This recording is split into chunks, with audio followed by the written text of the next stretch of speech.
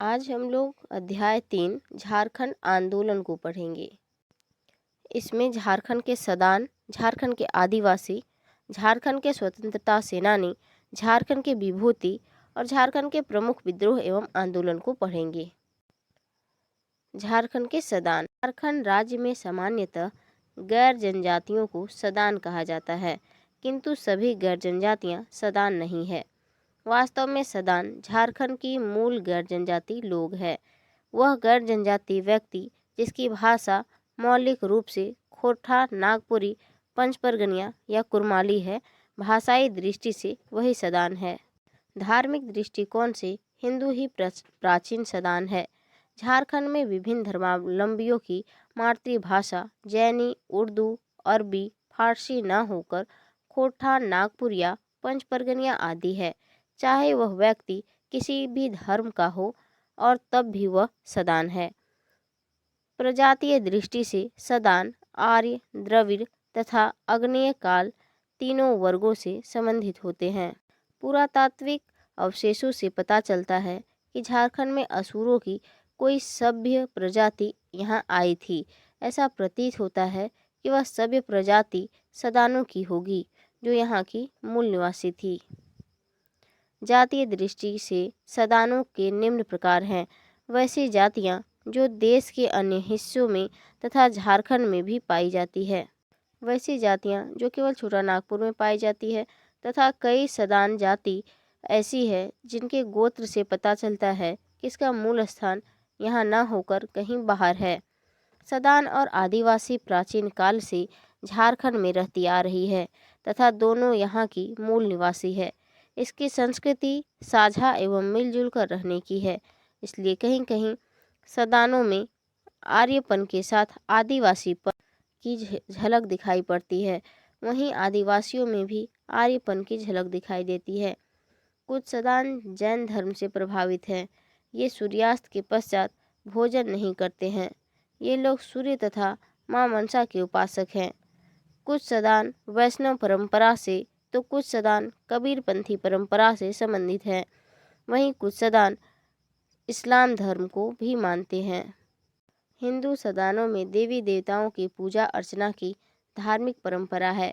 इसके अलावा प्रत्येक सदान कुल की देवी देवताओं की पूजा अर्चना भी करते हैं। हिंदू, मुस्लिम, जैन, वैष्णव, कबीरपंथी जैसे विविध धर्मावलंबियों के कारण एक ओर गुरु पुरोहित की परंपरा है तो कहीं दूसरी ओर मुल्ला मौलवियों की प्रथा भी है। सदानों की धार्मिक परंपरा में कहीं पुरोहित और कहीं कर्मकांड दिखाई देता है तो कहीं अन्य क्षेत्र की सदानों में कर्मकांड के लक्षण बिल्कुल नहीं दिखाई देते हैं। सदानों के शारीरिक गठन में आर्य, द्रविड़ और औष्टिक तीनों लक्षण दिखाई देते हैं। सदानों में गोरा, काला और सांवला तीनों रंग दिखाई पड़ते हैं। इनका कद लंबा, नाटा एवं मध्य तीनों प्रकार का हो सकता है। सदानों के पारंपरिक वस्त्र धोती, कुर्ता, गमछा और चादर आदि प्रचलित थे, किंतु आजकल उपरोक्त वस्त्रों के अलावा पैंट, शर्ट, सलवार, पायजामा, कुर्ता, साड़ी आदि वस्त्र भी धारण करते हैं। सामान्य तौर पर बंगाल और बिहार में प्रचलित आभूषण यहाँ के सदानों के मध्य भी प्रचलित है। आदिवासी समुदाय द्वारा धारण किए जाने वाले कुछ आभूषण सदानों द्वारा भी प्रयुक्त किया जाता है। महिलाओं में पोला शाखा, हार, बिछिया, पैरी, हंसली, सिकरी, नथिया, करण-फूल, मंगटिका, पटवासी आदि आभूषण प्रचलित है। वर्तमान दौर में शहर से लेकर गांव तक सभी सदानों के घरों में स्टील, प्लास्टिक और एल्युमिनियम आदि के बर्तनों का प्रयोग किया जाता है। ग्रामीण क्षेत्रों में कुछ सदान आदिवासी अभी भी मिट्टी के बर्तनों का उपयोग करते हैं। ग्रामीण घरों में हड़िया, गगरी, चूका, ढकनी आदि दिखाई पड़ते हैं। शादी ब्याह के मौके पर खाने के लिए दोना पत्तल का उपयोग होता है। पीतल, तांबा आदि के बर्तन रखना सदानों में समृद्धि का घोतक माना जाता है। सदानों में शिकार हेतु आदिवासियों द्वारा प्रयुक्त औजार के प्रकार का ही उपयोग किया जाता है। मछली पकड़ने हेतु जाल, कुमनी, बंसी, डांग, पोलई आदि औजारों का प्रयोग किया जाता है।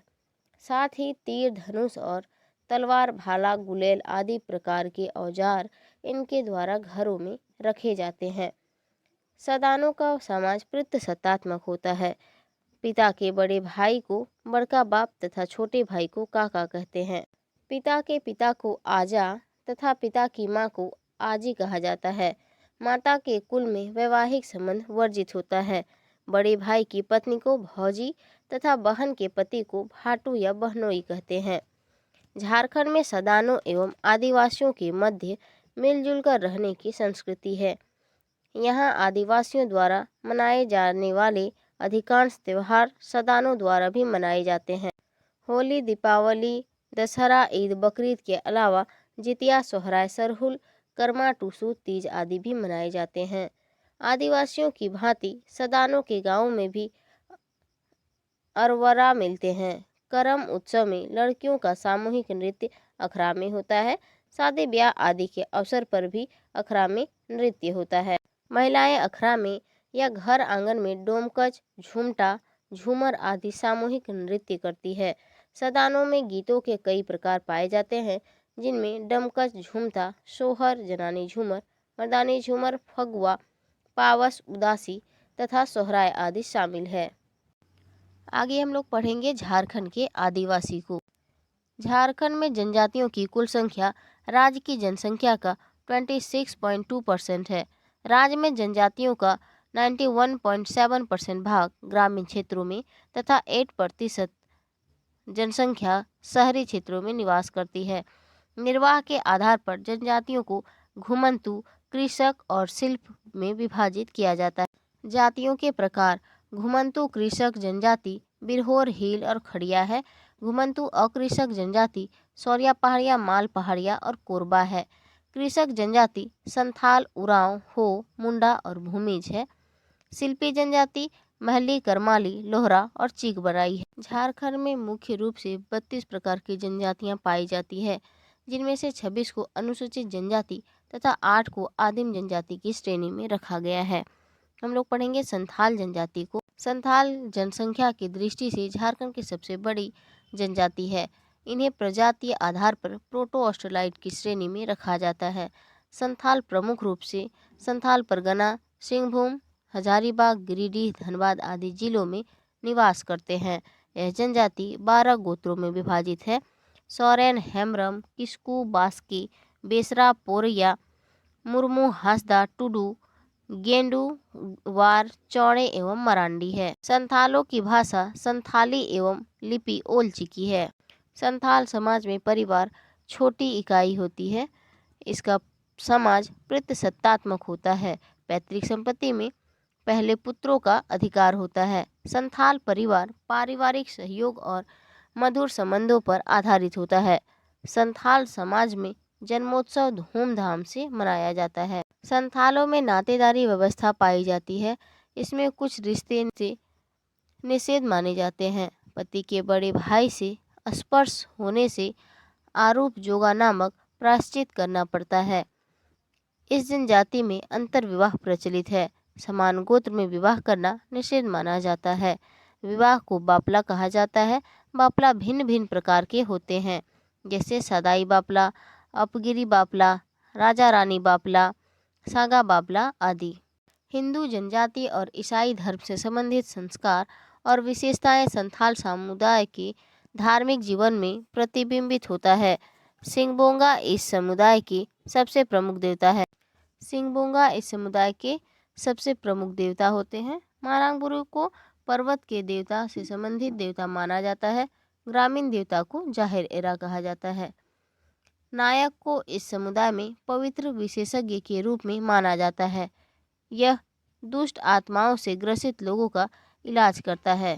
एरोक, हरियार, जापाट, सोहराय, सोकरात आदि बाहा आदि संथालों की प्रमुख त्योहार है। जाहिर थान में आषाढ़ महीने में एरोक त्योहार के दौरान बलि दी जाती है। सावन में फसल हरी होने पर हरियार मनाया जाता है। अगहन में जापार तथा पौष महीने में सोहराय मनाया जाता है। सोहराय संथालों का सबसे बड़ा पर्व है। संथाल सबसे बड़ा पर्व सरहुल को मानते हैं और इसे प्रकृति पर्व भी कहा जाता है और यह चैत महीने में मनाया जाता है। संथालों में जाति से बहिष्कृत करने के लिए बिटलाहा नामक सजा दी जाती है।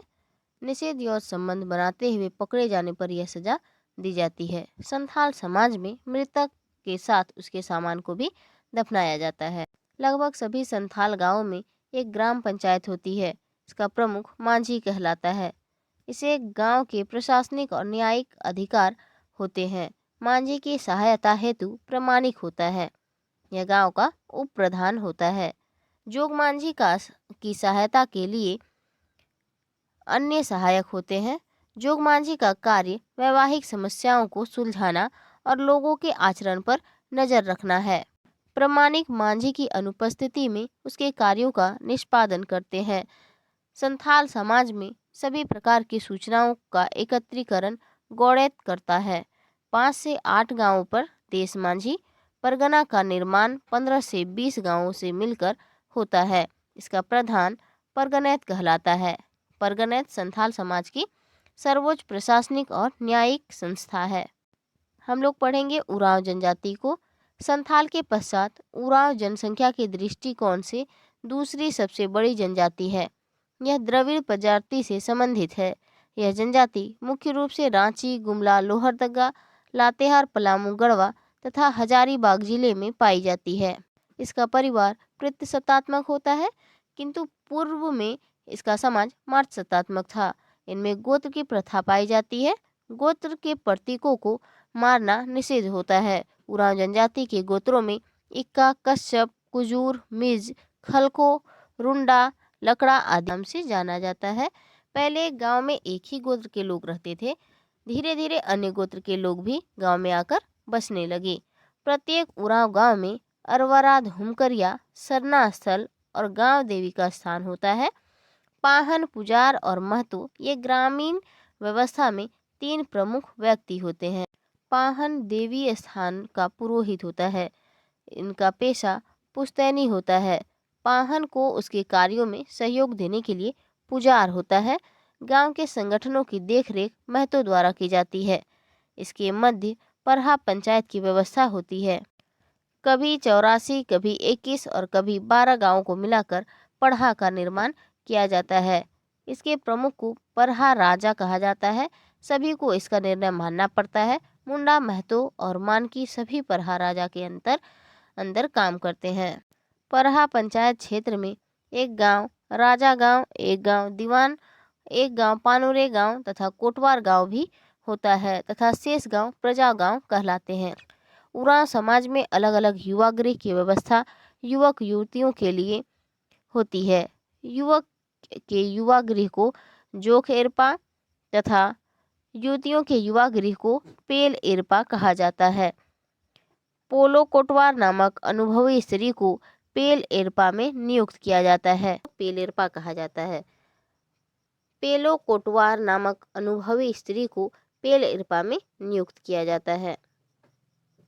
धर्मेश उरांव के सर्वशक्तिमान देवता होते हैं। सरना में धर्मेश का निवास होता है। सरना में धर्मेश का निवास होता है। त्योहारों के अवसर पर यहाँ मुर्गे की बलि दी जाती है। गांव देवता की भी पूजा की जाती है। उरांव हिंदू धर्म के देवी देवताओं की आराधना भी करते हैं। ईसाई धर्म अपना चुके इस जनजाति के लोग ईसाई त्योहारों को मनाते हैं। उरांव के आर्थिक जीवन में कृषि, मजदूरी, वन उत्पाद और सेवाएं शामिल है। उरांव परिवार की कुछ निजी कृषि योग्य भूमि घर के निकट होती है, जिसे बारी कहा जाता है। इस भूमि पर सब्जी, मक्का, मड़ुआ तथा बोदी आदि उपजाई जाती है। अन्य जातियों की तरह इनकी कृषि भी दौन और टाण भूमि में विभाजित होता है। मुंडा झारखंड की तीसरी बड़ी जनजाति मुंडा है। झारखंड के ऐतिहासिक परिदृश्य में मुंडा जनजाति की अपनी पृथक पहचान है। मुंडा जनजाति का संकेंद्रण रांची जिले की पूर्वी एवं दक्षिणी क्षेत्र में बुंडू, तमार, अर्की, सिली, सोनाहातू, मुरहू, तोरपा से लेकर सरायकेला, पश्चिम सिंहभूम, गुमला, सिमडेगा तथा बोकारो तक है। छोटानागपुर में मुंडाओं में स्थानांतरित कृषि को अपनाने आर्थिक जीवन का आधार बनाया। मुंडाओं के गांवों में यह व्यवस्था खूट कट्टी कहलाती है। इसकी पंचायत को पट्टी कहा जाता है। मानकी इस पट्टी का प्रमुख होता है। इसके समाज में प्रत्येक गांव में एक मुखिया मुंडा होता है। मुंडा और मानकी का पद वंशानुगत होता है। मुंडाओं की भाषा को होडो-जगर कहते हैं। मुंडा जनजाति प्रजातीय दृष्टि से प्रोटो ऑस्ट्रेलाइड समूह में रखा गया है। ऑस्ट्रियो एशियाटिक परिवार इसके अंतर्गत मुंडारी भाषा को रखा गया है। मुंडाओं का भोजन मुख्य रूप से चावल, मंडुआ, मक्का तथा कंदमूल है। महिलाओं के लिए विशेष प्रकार की साड़ी होती है जिसे 12 हथिया कहते हैं। पुरुष साधारण सी धोती का प्रयोग करते हैं जिसे तोलोंग कहते हैं। पुरुष के वस्त्र को तोलोंग और महिलाओं के लिए 12 हथिया का प्रयोग होता है। प्रत्येक मुंडा गांव में 3 विशेष स्थल होते हैं जिन्हें क्रमशः सरना, अखरा तथा शासन कहते हैं। ग्राम देवता का निवास सरना होता है। अखरा में पंचायत की बैठकें होती है। यहाँ युवक युवतियाँ एकत्र होकर नाचते गाते हैं। शासन मुंडाओं का समाधि स्थल होता है। यहाँ मरने वाले की स्मृति में पत्थर के सील रखे जाते हैं जिसे शासन दीरी भी कहा जाता है। मुंडाओं के युवा गृह को गिती ओरा कहते हैं। सिंगबोंगा इसके मुख्य देवता है। गांव के सबसे बड़ी देवी को देसावली के नाम से जाना जाता है। हाथू बोंगा ग्राम देवता तथा बुरु बोंगा पहाड़ देवता के नाम से जाने जाते हैं। ओड़ा बोंगा या कुल देवता की पूजा प्रत्येक घर में परिवार के मुखिया के द्वारा की जाती है। मुंडाओं के प्रमुख त्योहार में सरहुल, कर्मा, सोहराई, माघे, फागु, जितिया आदि आते हैं। फागु पर्व के दौरान सामूहिक शिकार का आयोजन किया जाता है। बतौली या छोटा सरहुल नामक पर्व आषाढ़ के महीने में खेत जुताई और चौरसीकरण के पहले मनाया जाता है। मुंडाओं का धार्मिक प्रधान पाहन तथा गांव का मुखिया हाथू मुंडा या मुंडा कहलाता है। संपूर्ण गांव का प्रतिनिधित्व मुंडा द्वारा किया जाता है। गांव के लड़ाई झगड़े एवं विवादों का निपटारा मुंडा द्वारा किया जाता है तथा साथ ही गांव की विधि व्यवस्था का जिम्मा इसके ऊपर होता है। पाहन गांव में देवी देवताओं का पूजन करता है। इसकी सहायता हेतु पुजार या पनभरा होते हैं। पाहन को अपने जीवन यापन हेतु गांव द्वारा लगान मुक्त भूमि मिलती है जिसे डाली कटारी भूमि कहा जाता है। पाहन को जो भूमि मिलती है उसे डाली कटारी भूमि कहा जाता है। इसके मध्य परहा पंचायत की व्यवस्था होती है। यह गांवों के मध्य विवादों का निपटारा करती है। मानकी इस पंचायत का प्रधान होता है। कौन? मानकी। परहा पंचायत में परहा राजा दीवान, ठाकुर कोतवाल पांडे, लाल कर्ता आदि अधिकारी होते हैं। हो जनजाति। हो जनजाति झारखंड की विभिन्न आदिवासी समुदायों में से एक है। जनसंख्या की दृष्टि से यह चौथी बड़ी जनजाति है। इसकी भाषा हो है जो मुंडारी और संथाली के समान है। इसकी भाषा की लिपि वरंगछेती है। इसकी लिपि क्या है? वरंगछेपी लिपि है। इस जनजाति का निवास स्थान मुख्य रूप से पूर्वी और पश्चिमी सिंहभूम तथा सरायकेला आदि जिलों में है। इसके घर नदियों या झरनों के किनारे बने होते हैं। गांव के मध्य अखरा होता है जिसे एटे तुर्तुट कहा जाता है। यहाँ ग्राम पंचायत या आम सभा की बैठकें होती है। कहाँ? एटे तुर्तुट में। यहाँ मनोरंजन और प्रशिक्षण दोनों उद्देश्य की पूर्ति होती है। जाहिर गांव के किनारे पर होता है। जाहिर कहाँ होता है? गांव के किनारे होता है। हो बहुल कोल्हान क्षेत्र में 26 पीर में गांव को बांटा गया है। हर पीर में 5 से 10 गांव होते हैं। हर पीर हेतु एक मानकी होता है। हर पीर के लिए एक मानकी होता है। अंग्रेज द्वारा इस व्यवस्था की शुरुआत की गई थी। हो जनजाति की आर्थिक स्थिति कृषि, मजदूरी आदि पर निर्भर है। इसकी भूमि 2 वर्गों में विभाजित है, दौन और ताड़। इसके घर के समीप बारी भूमि होती है। बारी में सब्जियां तथा मोटे अनाज उगाए जाते हैं। दौन भूमि में धान की खेती की जाती है। ताड़ भूमि में मक्का, मड़ुआ तथा कुर्थी आदि की खेती की जाती है। हो मुंडा तथा भूमिज जनजाति को कोल के नाम से जाना जाता है। मुंडा तथा भूमिज की तुलना में हो शारीरिक दृष्टि से श्रेष्ठ माना जाता है। हो समाज प्रारंभ में मात्र सत्तात्मक था किंतु अब प्रतिशतात्मक हो गया है। सामाजिक दृष्टि से यह जनजाति किलियों में विभक्त है। हो लोगों में प्रत्येक गांव में कम से कम 2 टोला तथा एक बैलगाड़ी जाने का रास्ता उपलब्ध होता है। हो जनजाति में विवाह बहिर्गोत्रीय होता है। इसके बीच विवाह के अनेक प्रकार प्रचलित है। अंडी, दीकू, अनादेर, रांची, राजी खुशी आदि इनके प्रमुख गोत्रों में बारला, लगुरी, जोजो, मालमुचु, सुरीन आदि है। इसके मध्य वधु मूल्य की प्रथा भी पाई जाती है। यह जनजाति डायन, बोगा तथा मृतात्मा को अपने सामाजिक जीवन में आने वाली विभिन्न कठिनाइयों का कारण मानती है।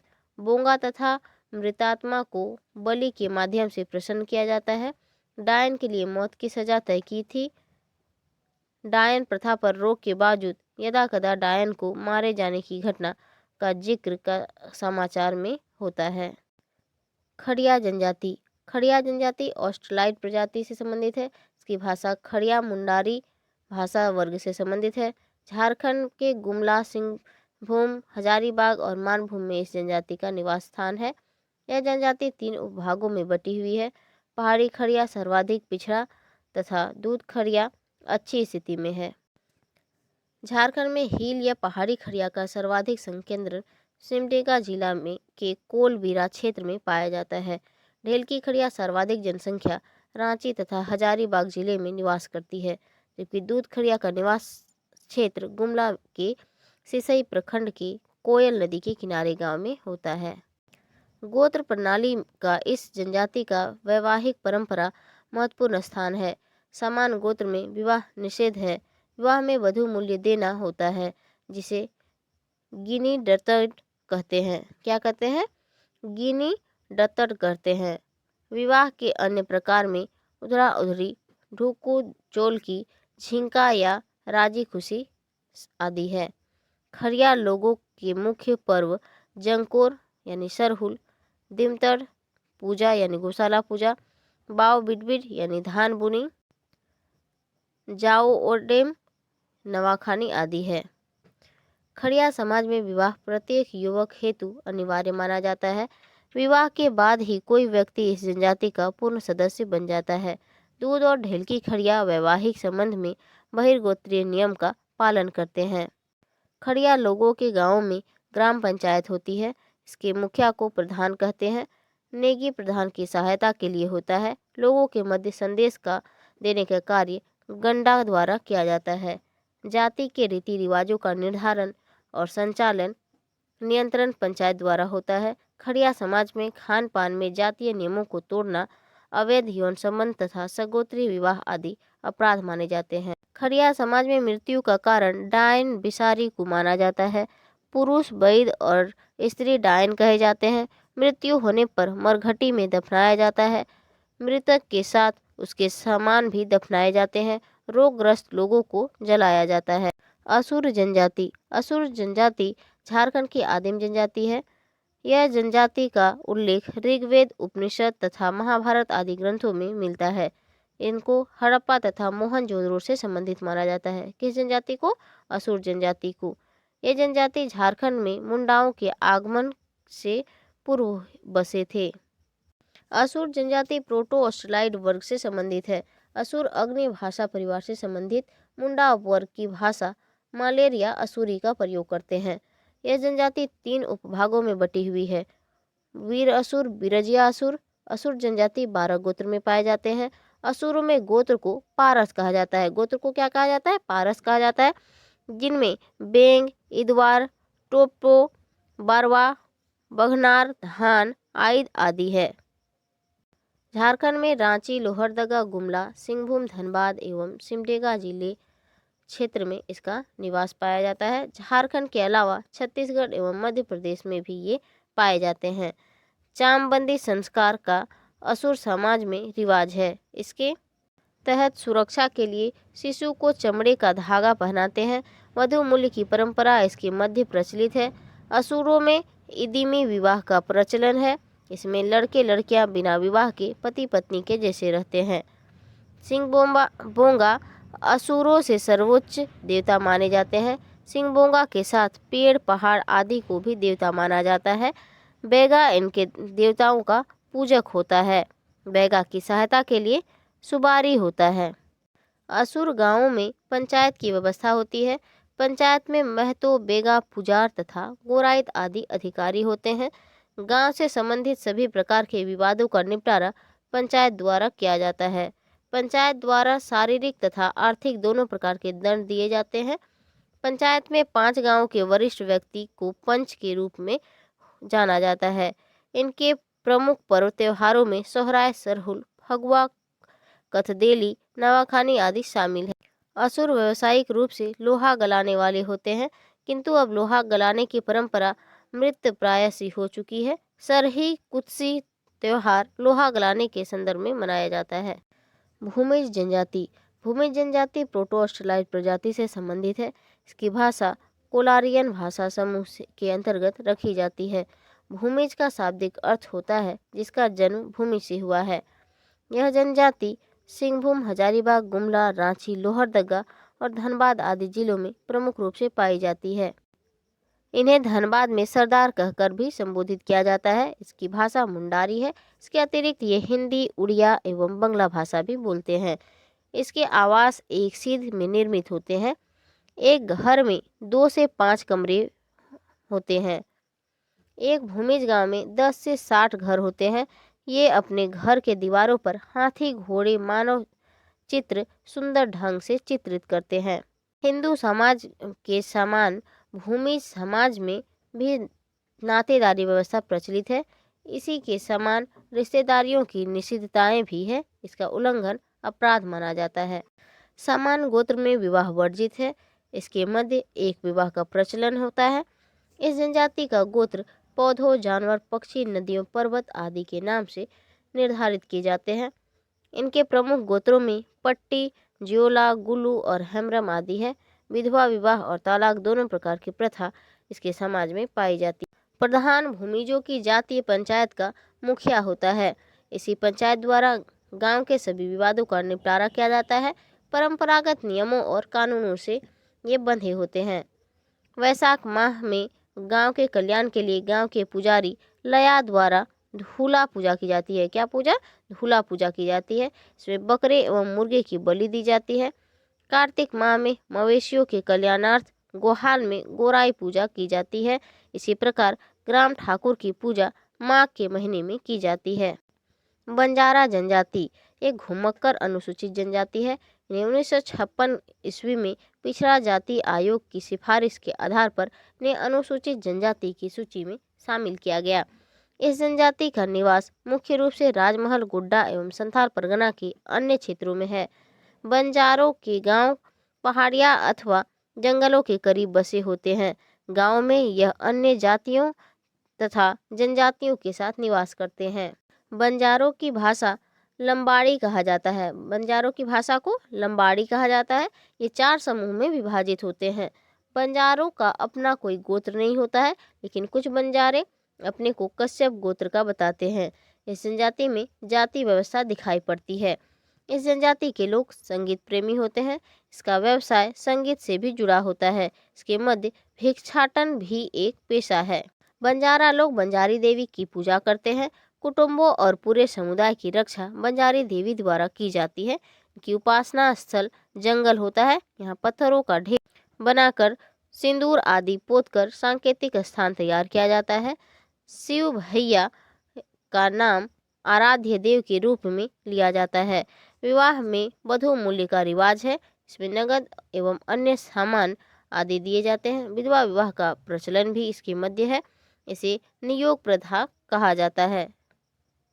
इनके गीतों में पृथ्वीराज चौहान का उल्लेख प्रायः मिलता है। आल्हा उदल को ये अपने वीर पुरुष मानते हैं। बंजारों की अपनी सामुदायिक परिषद होती है। इसका संचालन नायक द्वारा होता है। बंजारा समाज के लोगों द्वारा इसका चुनाव किया जाता है। वर्तमान में इनके द्वारा बंजारा सेवक संघ का गठन किया गया है। बिरजिया जनजाति। बिरजिया जनजाति प्रोटो ऑस्ट्रेलाइड प्रजाति से संबंधित झारखंड की आदिम अल्पसंख्यक जनजाति है। यह जनजाति 2 समूहों में विभाजित है। पहले समूह में सिंदूरिया और दूसरे समूह में तेलिया तथा दूध और रास बिरजिया आते हैं। इस जनजाति का निवास क्षेत्र गुमला, लोहरदगा और पलामू जिलों में है। लोहरदगा, विशुनपुर, रायडी, महुआटांड, गारू, बरवाडी आदि प्रखंड क्षेत्रों में इसका सर्वाधिक संकेंद्रण देखा जाता है। बिरजिया का प्रमुख पेशा कृषि होता है। इसके अतिरिक्त ये लोहा गलाने का कार्य भी करते हैं। बिरजिया का जीवन जंगल से जुड़ा होता है।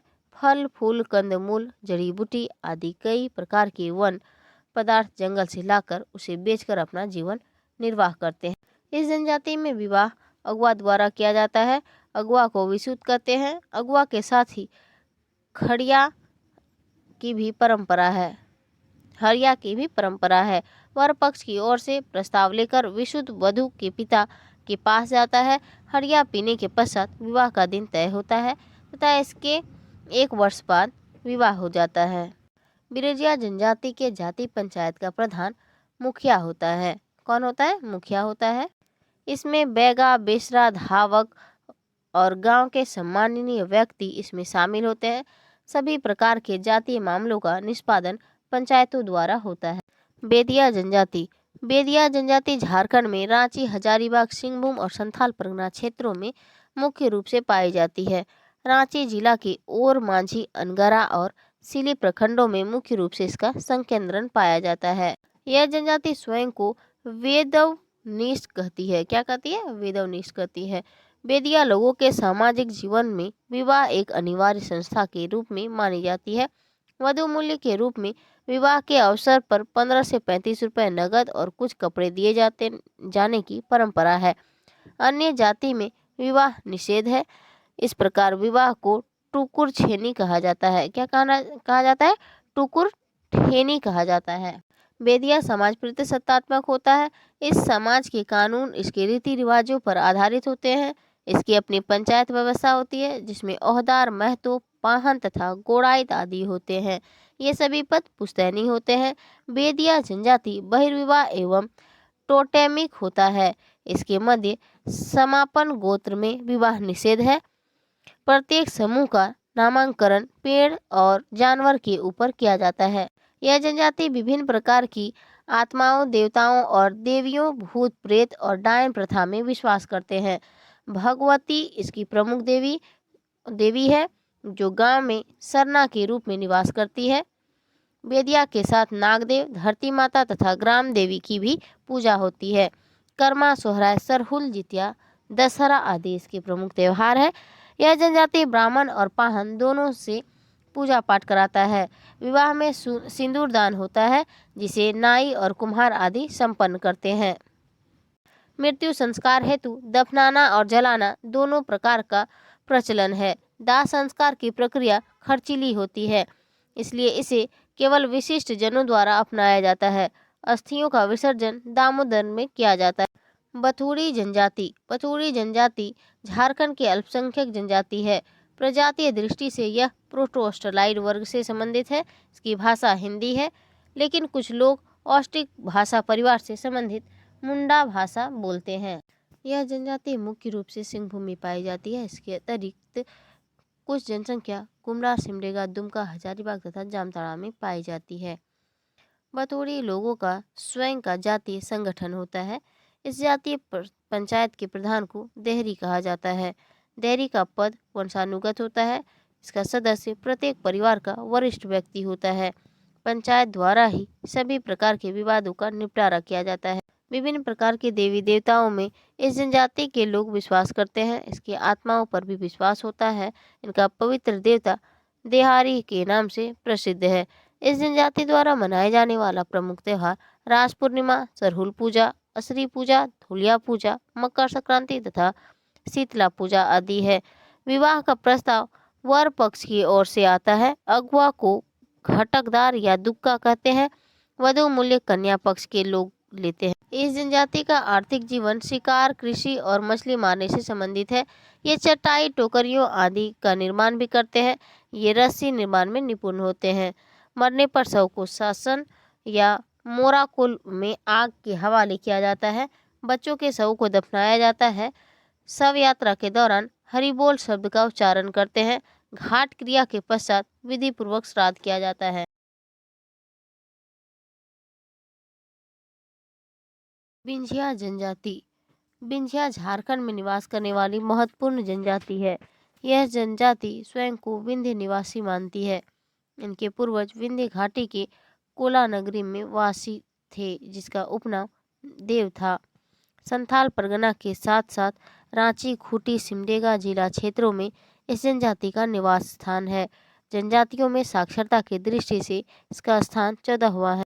विंध्या द्रविड़ प्रजाति के माने जाते हैं। ये स्वयं को अन्य जनजातियों की तुलना में श्रेष्ठ मानते हैं। ये बहुविवाही एवं बहुगोत्री होते हैं। नाग, कांसी, दादुल, भैरव, कश्यप, कौशिक और अग्निहोत्री इसके प्रमुख गोत्र हैं। ये स्वयं को हिंदू राजपूत कहते हैं। विंध्यवासिनी देवी की पूजा करते हैं। बलि देकर ग्राम देवी और चरदी देवी की पूजा की जाती है। इनके पुरोहित में ब्राह्मण एवं बैगा दोनों सम्मिलित है। विंध्या जनजाति का आर्थिक जीवन वन उत्पादों को एकत्र करना, मछली मारना, टोकरी, रस्सी आदि का निर्माण, कृषि और मजदूरी आदि प्रमुख स्थान। प्रत्येक विंध्या परिवार के निवास के आसपास कुछ योग्य भूमि होती है, जिसे बारी भूमि कहते हैं। इसके अतिरिक्त दौन और ताड़ भूमि भी होती है। विंध्या समाज में वधू मूल्य देने की परंपरा है। इसे डाली कटारी कहा जाता है। जब वर का पिता अगुआ के साथ वधू के घर जाता है तो इसे घर खूंदी कहते हैं। इसके मध्य आयोजित विवाह, गुलैची विवाह, गोलट विवाह, टुकू विवाह आदि प्रचलन है। बयागो विंध्या समाज का धार्मिक गुरु होता है। सरहुल, सोहराय, कर्मा, दशहरा, कार्तिक पूर्णिमा आदि प्रमुख त्यौहार विंध्या समुदाय द्वारा मनाए जाते हैं। विंध्या लोगों की अपनी जाति पंचायत होती है। मादी और खादी इसके प्रधान होते हैं। गौ मांस भक्षण के लिए जाति से बहिष्कार का दंड दिया जाता है। बिरहोर जनजाति, इसका शाब्दिक अर्थ जंगल में रहने वाला होता है। बिरहोर झारखंड की खानाबदोशी जनजाति है। ये पहाड़ों और वनों में एकांत जीवन जीते हैं। जब ये भ्रमणशील होते हैं तो इसे उथलू कहते हैं, और जब यह स्थायी जीवन जीते हैं तो इसे जांगी कहते हैं। बिरहोर सामान गोत्र में विवाह नहीं करते हैं। अन्य समूहों में इसका कोई लगाव नहीं होता है। इसके मध्य विवाह के अनेक प्रकार होते हैं।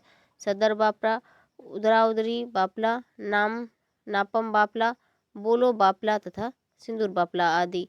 बिरहोर कुंबा 2 से 3 मीटर की ऊंची झोपड़ी होती है। 5 से 7 कुंबा मिलाकर एक छोटी बस्ती का निर्माण होता है, जिसे टंडा कहते हैं। टंडा ही इसका सामाजिक आधार होता है। ये खाने में मिट्टी के बर्तन का उपयोग करते हैं। बिरहोर परिवार के मध्य संचार का साधन स्थानीय हाट या बाजार होते हैं। स्वभाव से घुमंतु होने के बावजूद इसकी कुछ जनसंख्या स्थायी रूप से निवास करने लगी है। रांची, हजारीबाग, चक्रधरपुर तथा सिंहभूम आदि क्षेत्रों में ये बसे हुए हैं। बिरहोर जनजाति में परिवार सबसे छोटी इकाई होती है। पिता परिवार का मुखिया होता है। इसका परिवार संगठन बंद कहलाता है। बंद का प्रधान नया कहलाता है। इसके देवी देवताओं में माय, सिंहबोंगा, पुरुबोंगा, बाघवीर, हनुमान वीर, हुगार वीर आदि है। नया इन लोगों का धार्मिक प्रणन भी होता है। कोतवार की नया की सहायता करने वाला होता है।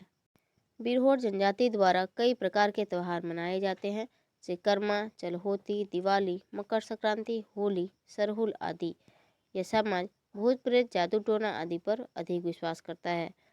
बिरहोरों का मुख्य व्यवसाय आखेट, खाद्य संग्रहण, कृषि, चटाई व रस्सी बनाना, खाने के पात्र आदि का निर्माण करना भी है। साथ ही जड़ी बूटी का भी व्यवसाय करते हैं। गर्भ धारण करने पर इस समाज में कुछ निषेधों का पालन किया जाता है। प्रसव पूर्व मुर्गे की बलि दी जाती है। यह काम बैगा द्वारा किया जाता है। प्रसव कुंभा या भंडार खंड में होता है। बैगा जनजाति, बैगा जनजाति का संबंध प्रोटोस्टलाइट से है। यह झारखंड की अल्पसंख्यक जनजाति है। यह जनजाति मुख्य रूप से गढ़वा, पलामू, लातेहार, रांची, हजारीबाग जिले में निवास करती है। इसकी संस्कृति और अन्य जाति की भांति जादू टोना धार्मिक विश्वासों पर आधारित है। इस जनजाति के लोग ग्रामीण क्षेत्रों में वैद्य या ओझा का कार्य करते हैं।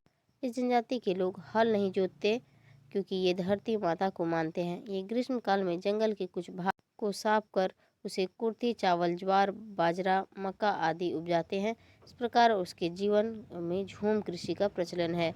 बैगा जनजाति में गोत्र की प्रथा का प्रचलन नहीं है।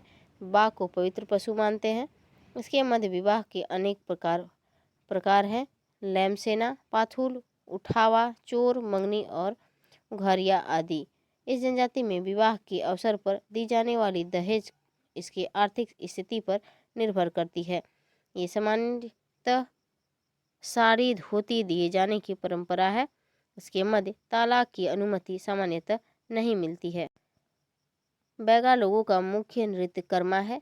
झरपट और बिमला आदि बैगाओं के अन्य नृत्य हैं। पुरुषों द्वारा सैल और महिलाओं द्वारा रीना नृत्य किया जाता है। बड़ा देव बैगाओं का प्रमुख देवता है। ये सखुआ वृक्ष में निवास करते हैं। इसके अतिरिक्त वे महादेव, धरती माता, ठकुराइन, भीमसेन एवं घनश्याम देव आदि की भी पूजा करते हैं। बैगा लोगों का वर्ष का पहला त्यौहार चरेता है या बाल भोज होता है। ये प्रत्येक 9 वर्ष पर रस नवाखानी नामक त्यौहार भी मनाते हैं। दशहरा के अवसर पर इन लोगों द्वारा विदा समारोह का आयोजन किया जाता है। चेरो जनजाति, यह जनजाति स्वयं को चैवन ऋषि की संतान मानती है। द्रविड़ मूल की जनजाति है। मुख्य रूप से पलामू, गढ़वाल, लातेहार, रांची आदि जिलों में निवास करती है। चेरो जनजाति 2 भागों में विभक्त है, 12 हजारी और 13 हजारी। वीर बंधिया के नाम से भी जाना जाता है। 13 हजारी को वीर बंधिया के नाम से जाना जाता है। इसका समाज प्रतिशतात्मक होता है। बड़े चेरो जागीरदार को बबुआन कहा जाता है। इस जनजाति में विवाह के 3 प्रकार हैं: डोल विवाह, घराव विवाह और चढ़ाऊ विवाह। वधु पक्ष आर्थिक रूप से कमजोर होने पर डोला और घराव विवाह से विवाह करते हैं। इसके मध्य वधु मूल्य देने की परंपरा को दस्तूरी कहा गया है।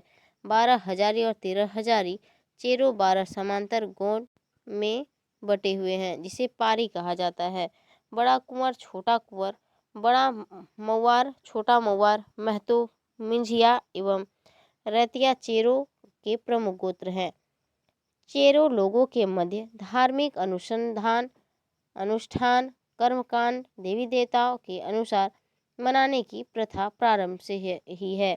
इसके देव स्थलों में गोहाल स्थान, देवी स्थान और कुल देवता स्थान प्रमुख है। ये देवता छोटे बड़े प्रतीकों के रूप में पूजे। चेरो जनजाति में प्रत्येक गांव में एक बैगा होता है। इसका पद पुश्तैनी होता है। यह देवी स्थलों के पुरोहित का कार्य करता है। भैयारी पंचायत इसका परंपरागत पंचायत होता है।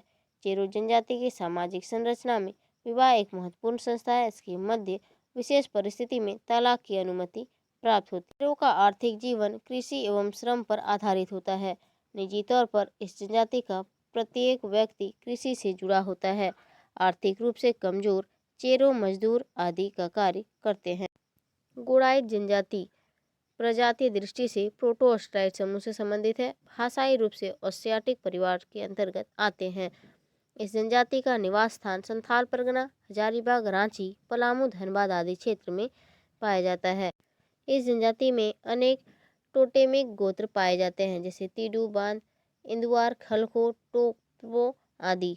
इनमें आपसी विवाह संबंध नहीं होता है। गोड़ाई जनजाति में विवाह एक जनजातीय समूह लेकर भिन्न गोत्र में संपन्न होते हैं। दहेज की राशि 25 से 125 रुपये के बीच होती है।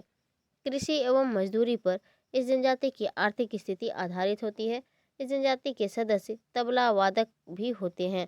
साथ ही गुड़ाइत गांवों में संदेश वाहक और चौकीदारी का भी कार्य करते हैं। गुड़ाइत लोगों की धार्मिक स्थिति जनजाति परंपराओं पर आधारित होता है। इसका विश्वास विभिन्न प्रकार के देवताओं के अलावा आत्मकथाओं पर भी होता है। इसके देवी देवताओं का स्थान निश्चित होता है। इनकी पवित्र देवी सरना वृक्ष वाटिका के रूप में निवास करती है। इस जनजाति के प्रमुख देवता वन देवी, वन देव, बूढ़ा देव, ठाकुर देव, ग्राम देव, नाग देव आदि है। शांति और सामुदायिक रक्षा के लिए इसकी पूजा भी की जाती है। गुड़ाइत लोग जलाल बोंगा, दाबुल बोंगा, मराल बोंगा आदि को दुष्ट आत्माओं के रूप में स्वीकार करते हैं। गुड़ाइत लोगों का कोई संगठित पंचायत नहीं होता है। जातीय झगड़े और विवाद इसकी जाति पंचायत द्वारा सुलझाया जाता है। जाति पंचायत में अनेक इनके समाज के वरिष्ठ जन होते हैं। पिता की संपत्ति में सभी पुत्रों का बराबर अधिकार होता है। चीक बड़ाई जनजाति। चीक बड़ाई जनजाति के लोग मुख्य रूप से कपड़ा बुनने का कार्य करते हैं। इस जनजाति का मुख्य संकेंद्रण रांची के गुमला, सिमडेगा तथा लोहरदगा में देखा जा सकता है। चीक बड़ाई व्यावसायिक रूप से बुनकर होते हैं। ये वस्त्र के धागे एवं वस्त्र निर्माण में निपुण होते हैं। ये अन्य जातियों एवं जनजातियों के साथ गांव में निवास करते हैं। अन्य जनजातियों की तुलना में चीक बड़ाई जनजाति में साक्षरता प्रतिशत अधिक पाया जाता है। साक्षरता की दृष्टि से 32 प्रकार की जनजातियों के मध्य इसका चौथा स्थान होता है। जनसंख्या की दृष्टि से जनजातियों के मध्य इसका स्थान 15वां है। जनसंख्या की दृष्टि से 15 और साक्षरता की दृष्टि से चौथा है। चीक बड़ाई समाज में विवाह समाज जनजातीय समूह स्वीकार्य होता है। विवाह का प्रस्ताव वर पक्ष की ओर से आता है। इसके मध्य वधु मूल्य देने की भी परंपरा है। सामान्यतः विवाह चैत या फागुन के महीने में संपन्न किया जाता है। सिंगबोंगा इनके सर्वोच्च देवता तथा देवी माई सर्वोच्च देवी मानी जाती है। ग्राम देवता दिहवर देवताएं हैं जिनकी पूजा करते हैं। बड़ पहाड़ी और सुरजाही पूजा वैशाख के महीने में की जाती है। चीक बड़ाई लोग मिश्रित गांव में रहते हैं, इसलिए जनजातियों के समान इसका अपना कोई अखाड़ा नहीं होता है। प्रत्येक गांव में चीक बड़ाइयों के 10 से 15 परिवारों का आवास होता है। कई गांव के चीक बड़ाई को मिलाकर इसकी अंतर ग्रामीण परिषद का निर्माण होता है। इस परिषद का प्रधान राजा कहते हैं। दीवान पांडे आदि इसकी सहायता के लिए होते हैं। उपरोक्त सभी पद वंशानुगत होते हैं।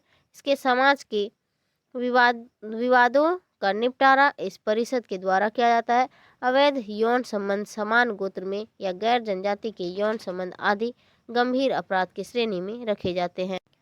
गोंड जनजाति। यह जनजाति भारत की सर्वाधिक जनसंख्या वाली जनजाति है। गोंडवाना क्षेत्र इसका मूल निवास माना जाता है। झारखंड में यह जनजाति रांची, सिंहभूम और पलामू क्षेत्रों में निवास करती है।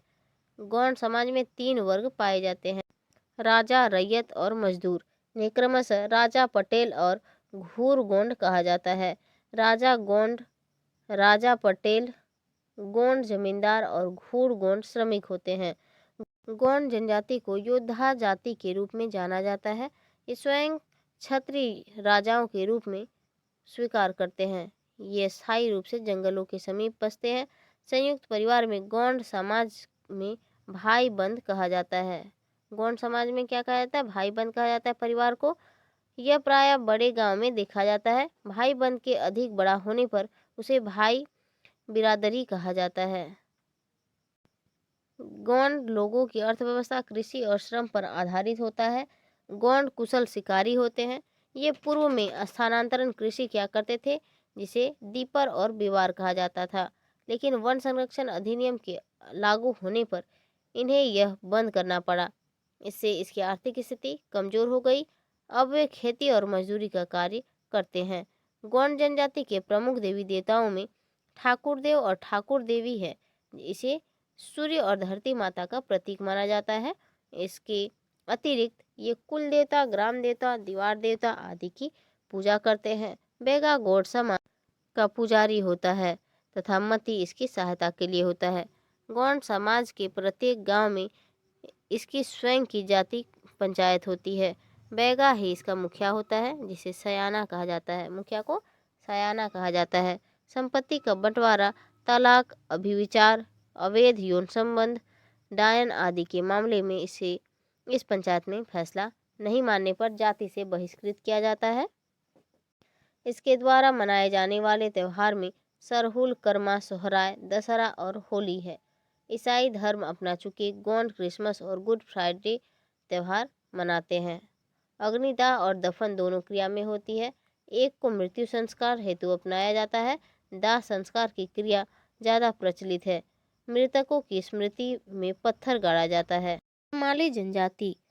करमाली जनजाति झारखंड में पाई जाने वाली प्राचीन जनजातियों में से एक है। प्रजाति रूप से इनको प्रोटो ऑस्ट्रेलाइड समूह में रखा जाता है। इसकी भाषा कुरमाली है। यह जनजाति मुख्य रूप से हजारीबाग, बोकारो, रांची, सिंहभूम और संथाल परगना क्षेत्र में मुख्य रूप से निवास करती है। लोहे के कृषि संबंधी औजार बनाने में करमाली लोग काफी निपुण होते हैं। ये झारखंड के प्रमुख हस्तशिल्पियों में से जाने जाते हैं। हिंदुओं की भांति नातेदारी व्यवस्था इस जनजाति में पाई जाती है। ये गोत्र से बाहर विवाह करते हैं। इसके मध्य बहु विवाह की प्रथा भी प्रचलित है। करमाली लोग बधू मूल्य या हटुआ देने में भी प्रथा है। विवाह में मड़वा, सिंदूरदान आदि परंपराओं को पाहन द्वारा संपन्न कराया जाता है। बुरी आत्माओं के प्रकोप से बचने के लिए मड़वा के मुर्गे की बलि दी जाती है। इसके मध्य विवाह विभिन्न प्रकार पाए जाते हैं। गोलट विवाह, विनिमय विवाह, उड्री विवाह, ठुकू विवाह, सांगा विवाह आदि। सिंगबोंगा करमाली लोगों का सर्वोच्च देवता है। पाहन या नाया इसके धार्मिक कार्यों का संपादन करता है। देवरी नामक पवित्र स्थान ओझा गुनी के लिए होता है। क्या देवकरी। पाहन और मुंडा के ऊपर करमाली लोग अपने आपसी विवादों के निपटारे के लिए निर्भर रहते हैं, क्योंकि इनका कोई राजनीतिक या सामाजिक संगठन नहीं होता है। फिर भी इन्होंने अपनी परंपरागत जाति पंचायत को कायम रखा है। मालिक इनकी जाति पंचायत का प्रधान होता है। इसका पद वंश परंपरा पर आधारित होता है। परगना स्तर पर सतगवैया नामक पंचायत जटिल समस्याओं को सुलझाने के लिए होती है। परगना मालिक इस पंचायत का मुखिया होता है। शिखर स्तर पर इसकी 22 पंचायत होती है। इसमें 17 से 22 गांव शामिल होते हैं। मुख्य मालिक इस शिखर पंचायत का प्रधान होता है। गोड़ाइत पंचायत की बैठक की सूचना और पंचायत का संदेश लोगों तक पहुंचाने का काम करता है। भूमि विवाद, चोरी, मारपीट, अवैध यौन संबंध आदि मामलों में का निपटारा सावधानी पूर्वक किया जाता है। पंचायत द्वारा आरोपी के ऊपर विभिन्न प्रकार के दंड का आरोपण किया जाता है, जिसमें आर्थिक, शारीरिक दंड, भोज आदि शामिल है। खोंड जनजाति। खोंड जनजाति का संबंध प्रोटोस्टलाइट प्रजाति से है। यह जनजाति अल्पसंख्यक जनजातियों में से एक है। इनका अपना कोई अलग गांव नहीं होता है। ये अन्य जातियों के साथ गांव में निवास करती है। यह जनजाति मुख्य रूप से सिंहभूम, हजारीबाग जिले में निवास करती है।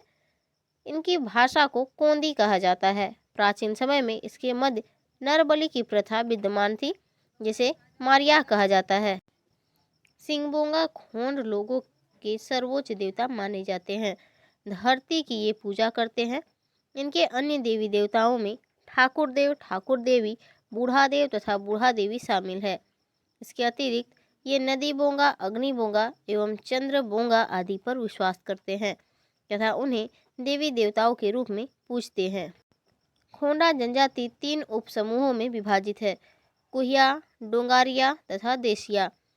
कुहिया खोंडा का निवास पहाड़ी भागों में होता है, जबकि डोंगरिया खोंड निचली पहाड़ी भूमि में निवास करते हैं तथा ये बागवानी का काम करते हैं। वहीं देसिया खोंड निचली भूमि में निवास करते हैं।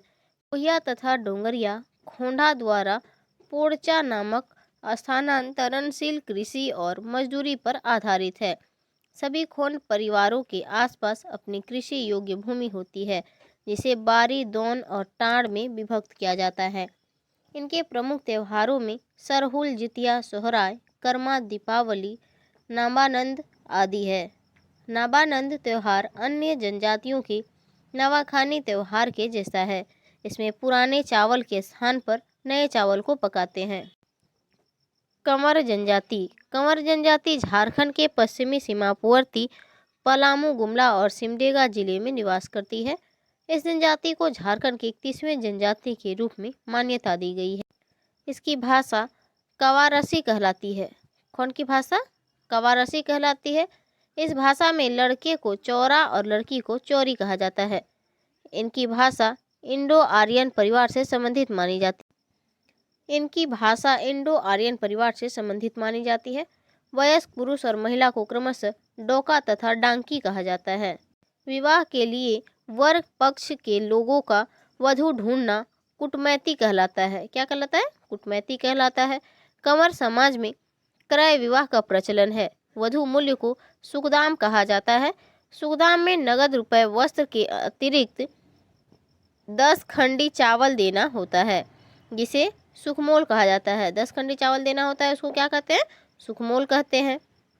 कंवर समुदाय में जन्मोत्सव धूमधाम से मनाया जाता है। महिला का प्रसव गांव के दाई के द्वारा कराया जाता है, जिसे सुथराई कहा जाता है। 6 दिन में जन्मोत्सव मनाया जाता है। बच्चे का नामकरण परिवार के सदस्यों की सलाह पर किया जाता है। यह जनजाति विभिन्न गोत्रों में विभाजित है, जिसमें प्रहलाद, अभिआर्य, सुखदेव, वशिष्ठ, दंडक, पैरासर, विश्वामित्र आदि प्रमुख है। कंवर लोगों के प्रत्येक गांव में खूंट देवता होते हैं। इसका निवास सरना स्थल में होता है। पाहन या बैगा इनका मुख्य पुजारी होता है। प्रत्येक वर्ष आषाढ़ के दूसरे सप्ताह में खूंट पूजा की जाती है। इनका आर्थिक जीवन कृषि पर आधारित होता है, किंतु कृषि की उन्नत व्यवस्था नहीं रहने पर इनकी कृषि पिछड़ी हुई है। इस जनजाति के अधिकांश लोग आसपास के क्षेत्रों में और शहरों में मजदूरी का काम कर अपना जीवन यापन करते हैं। इसके पास कृषि योग्य भूमि की कमी होती है। कंवर लोगों के मध्य समाज के संचालन और नियंत्रण हेतु इसकी परंपरागत जाति पंचायत होती है। इसके प्रधान को सयाना कहा जाता है। इसके अतिरिक्त इनकी ग्राम पंचायत भी होती है। इनके मुखिया को प्रधान या पटेल कहा जाता है। कंवर के मुखिया या प्रधान को क्या कहा जाता है? पटेल कहा जाता है। खरवार जनजाति यह लड़ाकू जनजाति है। स्वयं को 18 हजारी और सूर्यवंशी मानते हैं। खरवार राज्य के गढ़वा, पलामू, लातेहार, लोहरदगा, हजारीबाग, चतरा और रांची जिले में पाई जाती है। खरवारों की आर्थिक स्थिति कृषि और श्रम पर आधारित होती है। संपन्न खरवार जमींदार या खुटकट्टी गांवों के मालिक हुआ करते थे, जबकि विपन्न खरवार मजदूरी या बांस की टोकरी या अन्य सामान बनाकर अपना जीवन यापन करते थे। वर्तमान में भी ये कृषि और अन्य काम करते हैं। ये परंपरागत औजारों से कृषि का कार्य करते हैं। खरवारों के मध्य गोत्र व्यवस्था की कड़ाई से पालन किया जाता है। समान गोत्र में विवाह की मनाही होती है। विवाह के दौरान 25 से 51 रुपये तथा भोजन सामग्री और एक बकरी प्रदान किया जाता है। डाल्टन के अनुसार खरवारों के 4 उपजाति हैं: भोक्ता, मांझी, राउत और महतो, जबकि संडर ने इनकी 6 उपजातियां बताई है। संडर ने 6 और डाल्टन ने 4। संडन की उपजातियां दुआसादी, पातबंदी, खेरी, भोक्ती, गंजू तथा मांझी है। खरवारों का धार्मिक जीवन जनजातीय तथा हिंदू संस्कारों पर निर्भर होता है। बैगा को ब्राह्मण पुरोहित की भांति मान्यता प्राप्त होता है। सिंगबोंगा खरवारों की सर्वोच्च देवता है। इसके अतिरिक्त ग्राम बोंगा, भगवती, लक्ष्मी, दीवार बोंगा आदि की भी पूजा करते हैं। भूत प्रेतों में भी इनकी धार्मिक आस्था होती है। विवाह, जन्म और मृत्यु के अवसर पर इसकी पूजा की जाती है। खरवार सरहुल, नवाखानी, दशहरा, सोहराय, जितिया आदि त्यौहार मनाते हैं। खरवारों की अपनी परंपरागत जाति पंचायत होती है। खरवार समाज के वरिष्ठ व्यक्ति इसके सदस्य होते हैं। पंचायत द्वारा अंतरजातीय विवाह, विवाह पूर्व यौन संबंध, डायन, तलाक तथा संपत्ति विवाद आदि मामले का निपटाया जाता है। इनकी अंतर ग्रामीण परिषद भी होती है, जिसे पचौरा या सतोरा कहा जाता है। जनजाति झारखंड की अल्पसंख्यक जनजाति के रूप में किसान जाने जाते हैं। स्वयं को नागवंशी कहते हैं, कभी कभार नागेशिया या नगेसर कहते हैं। ये मुंडारी और सादरी दोनों भाषाएं बोलते हैं। किसान जनजाति राज्य के रांची, सिंहभूम, पलामू, हजारीबाग, धनबाद और संथाल परगना जिलों में निवास करती है। किसान समाज 2 वर्गों में विभाजित है: सिंदूरिया और तेलिया। सिंदूरिया लोगों का विवाह सिंदूरदान से होता है, जबकि तेलिया लोगों का विवाह में तेल का प्रयोग किया जाता है। वधू पक्ष के यहाँ बारात लेकर जाने को चढ़ुआ तथा अपने यहाँ लड़की लाकर विवाह करने को गरूबा कहा जाता है। किसान लोगों में संयुक्त परिवार की प्रथा बहुत कम देखने को मिलती है। विवाह के बाद लड़के अपनी पत्नी के साथ पृथक परिवार के रूप में जीवन यापन करते हैं। इनका समाज प्रतिशतात्मक होता है। पिता की संपत्ति पुत्रों के मध्य बांटी जाती है। पुत्रियों को संपत्ति में हिस्सा नहीं मिलता है। किसान जनजाति की अर्थव्यवस्था कृषि, पशुपालन, हस्तशिल्प और श्रम पर आधारित होता है। किसान भोजन के रूप में वनों से जड़, पत्तियां, फूल, फल, बीज, छत्रक आदि प्राप्त करते हैं। साथ ही इन्हें बेचकर आय भी प्राप्त करते हैं। किसान लोग चटाई, टोकरी और रस्सी का निर्माण भी निपुण होते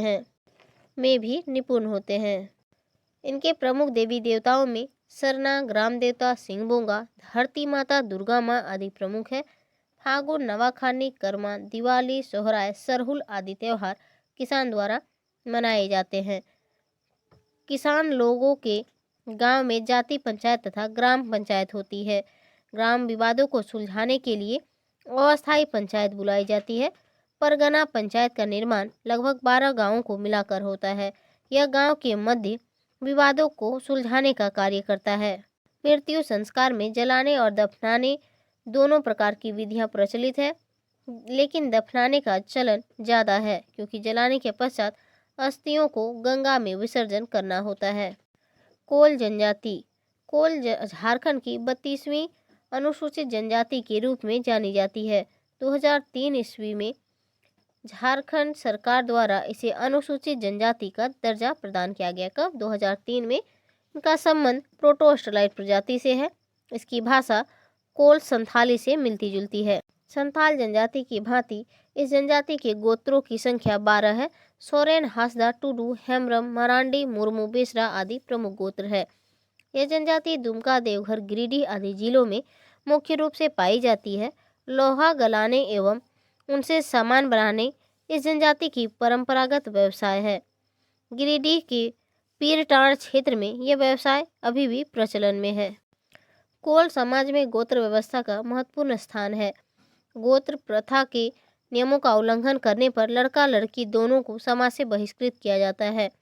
अन्य जनजातियों के विपरीत इसमें वधू पक्ष के लोग वर को ढूंढने निकलते हैं। वर पक्ष बारात लेकर वधू पक्ष के घर जाता है। वर पक्ष द्वारा वधू को ₹1.25 वधू मूल्य के रूप में दिया जाता है, जिसे कोल भाषा में पोटो कहा जाता है। मांझी विवाह का गवाह होता है। इसके समाज में विधवा विवाह का प्रचलन भी पाया जाता है। कोल समाज सरना धर्म पर आस्था रखता है। इनके सिंहबोंगा इनके सबसे बड़े देवता है। सूर्य के रूप में सिंहबोंगा को पूजा करते हैं। इनके मध्य वृक्ष पूजा का प्रचलन है। सखुआ, महुआ तथा आम वृक्ष पवित्र मानते हैं। हिंदू धर्म से संबंधित देवी देवता जैसे हनुमान, दुर्गा, शंकर, काली आदि की भी पूजा करते हैं। मांझी इनके समाज का प्रधान होता है। किसी विवाद आदि का निपटारा इसके द्वारा किया जाता है। पंचायत का फैसला सभी को मानना होता है। कोरबा जनजाति ये प्रोटो-ऑस्ट्रेलाइड प्रजाति से संबंधित है। यह एक अल्पसंख्यक जनजाति है। कोरबा लोग 2 वर्गों में विभाजित है, पहाड़ी कोरबा और डिहारिया कोरबा। गांव में रहने वाले कोरबा डिहारिया तथा पहाड़ों में रहने वाले पहाड़ी कोरबा कहलाते हैं। कोरबा जनजाति राज्य के गढ़वा, पलामू एवं लातेहार आदि जिलों में मुख्य रूप से पाई जाती है। झारखंड के अलावा यह जनजाति छत्तीसगढ़ एवं उत्तर प्रदेश में भी पाई जाती है। इनके घर लकड़ी तथा बांस के बने होते हैं, जिन पर मिट्टी का लेप चढ़ा दिया जाता है। कोरबा लोगों की अर्थव्यवस्था शिकार, स्थानांतरण, कृषि तथा वन उत्पाद पर आधारित होता है। स्थानांतरण कृषि को बियोड़ा कहा जाता है। कोरबा समाज प्रतिशतात्मक होता है। संपत्ति पर पुत्रों का अधिकार होता है। इसके मध्य बहुविवाह का प्रचलन है। यह जनजाति अनेक गोत्रों में विभाजित है, जिसमें हुटर, टीटो, कांसी, सुइया, खरपो, कोकट आदि प्रमुख है। ये अपने नाम के साथ गोत्र का प्रयोग नहीं करते हैं। कई गोत्रों को मिलाकर बिरादरी बनता है। कोरबा समाज में माता पिता द्वारा विवाह तय कर दिए जाते हैं। इनके मध्य पत्नी मूल की प्रथा देखने को मिलती है। देवर, साली आदि से विवाह की सामाजिक अनुमति प्राप्त है। इनके मध्य विवाह 2 प्रकार से संपन्न होता है, डोला और चढ़के। चढ़के में विवाह वधू के घर पर संपन्न होता है, जबकि डोला में वधू को वर के यहाँ ले जाया जाता है। सिंहबोंगा कोरबा लोगों के सर्वोपरि देवता माने जाते हैं। ये सूर्य, चंद्रमा तथा पृथ्वी की पूजा करते हैं। इसके साथ ही वे गम्हेल गांव रक्षक, रक्षल पशु रक्षक, दरहा पारलौकिक शक्ति को से रक्षा करने वाला, चांडी परिवार रक्षक तथा गोरैया गुहार रक्षक आदि की कोरबा लोगों की अपनी परंपरागत पंचायत होती है। इसमें संपत्ति विवाद, पति पत्नी विवाद, विवाहेतर यौन संबंध, डायन बिसारी तथा अंतर जातीय विवाह आदि के मामले सुलझाए जाते हैं। जाति में पुनः सम्मिलित होने को भात भीतर कहा जाता है। कोड़ा जनजाति, यह जनजाति आदिम अल्पसंख्यक जनजाति है। इस जनजाति का संबंध प्रोटोस्टलाइट प्रजाति से है। यह जनजाति राज्य के दुमका, देवघर, गोड्डा, पाकुड़, साहेबगंज, धनबाद, बोकारो, हजारीबाग, चाईबासा आदि क्षेत्रों में पाई जाती है। यह जनजाति मुंडारी, सदारी, सादरी एवं हिंदी भाषा का प्रयोग करती है। इनको डांगर के नाम से भी जाना जाता है। कोड़ा मुंडारी भाषा का शब्द है। इसका अर्थ होता है मिट्टी कोड़ना। इस जनजाति की आर्थिक व्यवस्था में कृषि, वन उत्पाद और मजदूरी पर आधारित होता है। ये वनों से कंद मूल एवं फल फूल प्राप्त करते हैं। शिकार इसके आर्थिक जीवन का महत्वपूर्ण भाग हुआ करता था, लेकिन अब इस पर प्रतिबंध लगा दिया गया। कोड़ा समाज में अंतर्जातीय विवाह और समाज गोत्र में विवाह निषिद्ध होता है। विवाह पूर्ण यौन संबंध अपराध माने जाते हैं। इसके मध्य विवाह में वधू मूल्य का प्रचलन है। यह नगद और साड़ी के रूप में दिया जाता है। विवाह में सिंदूरदान का भी प्रचलन है। संथाल जनजाति के लोगों के साथ इनके संबंध अच्छे होते हैं। ये संथालों के धार्मिक तथा वैवाहिक समारोहों में भाग लेते हैं। कोरा और संथाल एक साथ। कोरा समाज कई बहिर्विवाही समूहों में विभाजित है, जिसमें आलू, बरदा, बुटका, कस्याली, कसीबाक, सपुआ आदि प्रमुख है। ये प्रमुख गोत्र के आधार पर बटे होते हैं। पेड़, पशु, पक्षी, फल आदि के नाम पर गोत्र का नाम आधारित होता है। गोत्र को गुष्टी कहा जाता है। गोत्र को गुष्टी कहा जाता है। इसके मध्य गोदना एक प्रमुख संस्कार माना जाता है। इसके माध्यम से ये स्वर्ग नर्क में अपने संबंधियों की पहचान करते हैं। मृत्यु संस्कार के लिए मृत शरीर को दफनाया जाता है। साथ ही मृतकों द्वारा प्रयोग की जाने वाली वस्तुओं को भी साथ में दफन किया जाता है। लोहरा जनजाति, लोहरा झारखंड में निवास करने वाली एक प्रमुख जनजाति है। ये प्रोटोस्टलाइट प्रजाति से संबंधित है। यह समुदाय के लोग लोहे से निर्मित विभिन्न प्रकार के औजारों का निर्माण करने में निपुण होते हैं। लोहरा समाज के लोगों की आय का प्रमुख स्रोत लोहे के औजारों का निर्माण और विक्रय है। लोहरा जनजाति कई प्रकार के उपकरण जैसे हल, बैलगाड़ी, रसोई के सामान आदि बनाने में यह जाति प्रवीण थी और यही कारण है कि उरांव, संथाल, मुंडा, अहिर, राजपूत एवं ब्राह्मण आदि के गांवों में इसकी उपस्थिति पाई जाती है। लोहरा परिवार की आधारभूत संरचना गोत्र व्यवस्था पर आधारित होती है। सोन, मधैया, तितली, कछुआ आदि इसके प्रमुख गोत्र हैं। इनके मध्य विवाह के दो प्रकार प्रचलित है, राजी को खुशी और अदला बदली या गुलट। अंतरजातीय विवाह अपराध माना जाता है। लोहरा समाज विभिन्न प्रकार की देवी देवताओं या आत्माओं पर आस्था रखता है। सिंगमोंगा इसके सर्वोच्च देवता और धरती माता इसकी सर्वोच्च देवी होती है। इसके अतिरिक्त ये ग्राम देवता गुरुदेव, लक्ष्मी, विश्वकर्मा, दीवार देव आदि की भी पूजा करते हैं। पूर्वजों की आत्माओं को ये पूजनीय मानती है। लोहरा समाज की धार्मिक क्रियाकलापों को पाहन संपन्न करता है। धार्मिक क्रियाकलापों को पाहन संपन्न। इस जनजाति के प्रमुख त्योहारों में फगुआ, सोहराय, कर्मा, सरहुल, दीपावली, नवाखानी आदि है। ये विश्वकर्मा को आराध्य मानते हैं, इसलिए इसकी पूजा करते हैं। मृत्यु संस्कार के अंतर्गत शवों को दफनाने एवं जलाने दोनों का प्रचलन है। अस्वाभाविक मौत पर नदी के किनारे दाह संस्कार संपन्न कराया जाता है। महली जनजाति झारखंड में पाए जाने वाले द्रविड़ मूल की जनजाति है। ये सादरी एवं हिंदी बोलते हैं। जनजाति मुख्य रूप से राज्य के लोहरदगा, गुमला, रांची, सिंहभूम, हजारीबाग, धनबाद एवं संथाल परगना में पाई जाती है। महली जनजाति 5 उपजातियों में विभाजित है। बांसफोर महली, पातर महली, तांती महली, मुंडा महली और सुलुखो महली।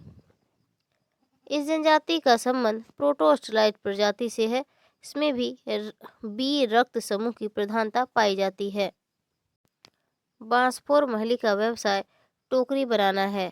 तांती महली का कार्य वस्तुएं ढोना, पातर महली का काम टोकरी बनाना और कृषि तथा सुलुखी व मुंडा महली का कार्य कृषि करना है। नागपुरी के विद्यापति कहे जाने वाले राजकवि घासीराम का संबंध इसी जाति से था। किसका? नागपुरी के विद्यापति राजकवि घासीराम का संबंध महली जनजाति से था। महली समाज में परिवार का आधार पितृसत्तात्मक होता है। इस समुदाय में परिवार की व्यवस्था पाई जाती है।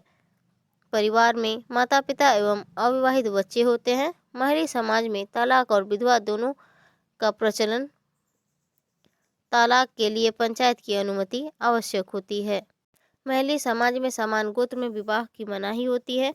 डुंगरी, हासदा, हेम्ब्रम, चारबर, भिलकी, तिरकी, किरकेट्टा आदि इस समाज के प्रमुख गोत्र हैं।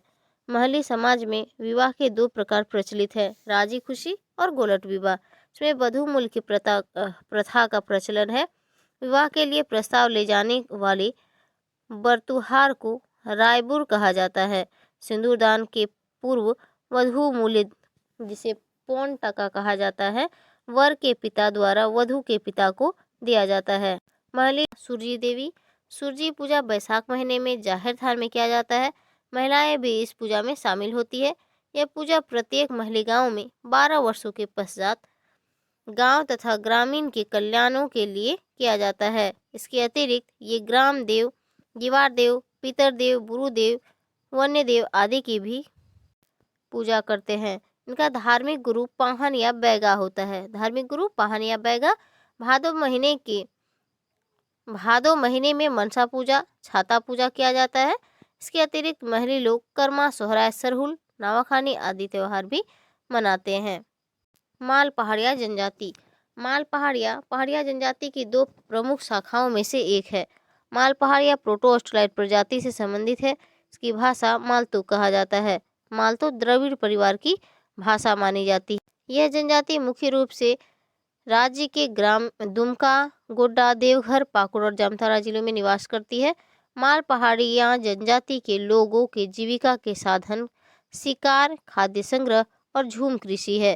इसके जीविकोपार्जन का मुख्य साधन कुरवा खेती है। क्या है? कुरवा खेती है। माल पहाड़िया जनजाति में गोत्र व्यवस्था नहीं पाई जाती है, किंतु डेहरी, गृही, माछी, लाया और पुजार के रूप में इसका पारिवारिक विभाजन होता है। इनकी पारिवारिक संरचना में माता पिता एवं अविवाहित बच्चे शामिल होते हैं। कभी कभी विवाहित बच्चे भी माता पिता के साथ रहते हैं।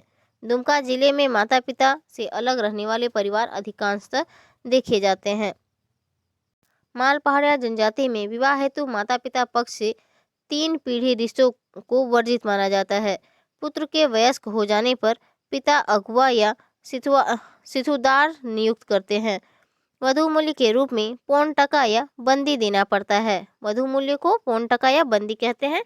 इसके समाज में तलाक तथा विधवा विवाह का भी प्रचलन है। समाज में तलाक तथा विधवा विवाह का भी प्रचलन है। माल पहाड़िया समाज में विवाह के अनेक प्रकार प्रचलित हैं। समाज में तलाक तथा विधवा विवाह का भी प्रचलन है।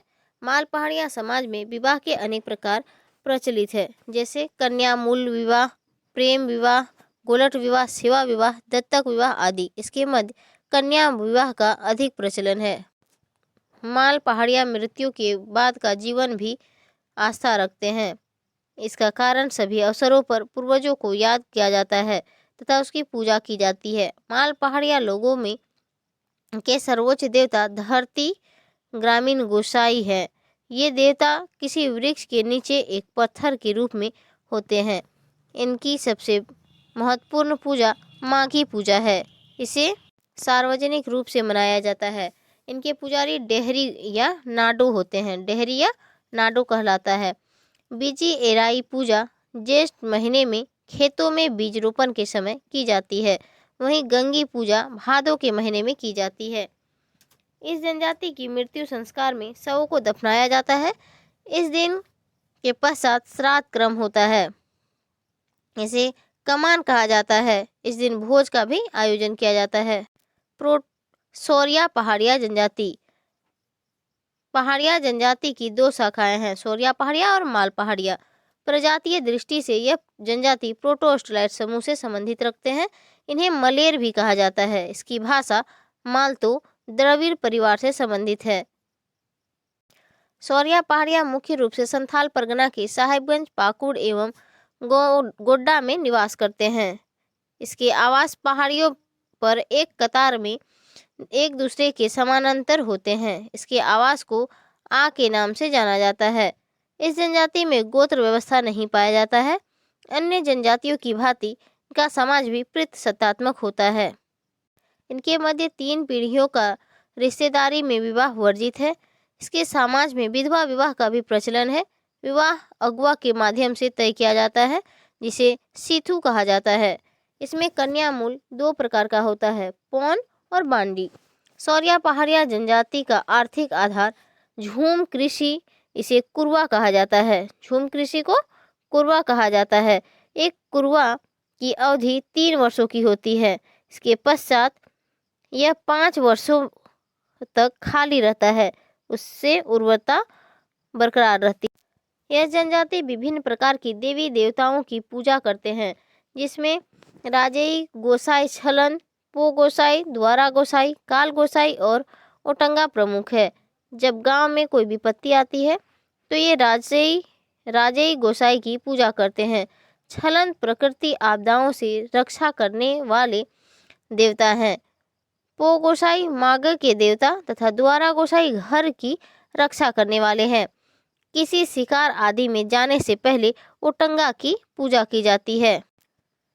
कांडो, मांझी, कोटवार आदि लोग सौरिया पहाड़िया समाज में धार्मिक रीति रिवाज को संपन्न करते हैं।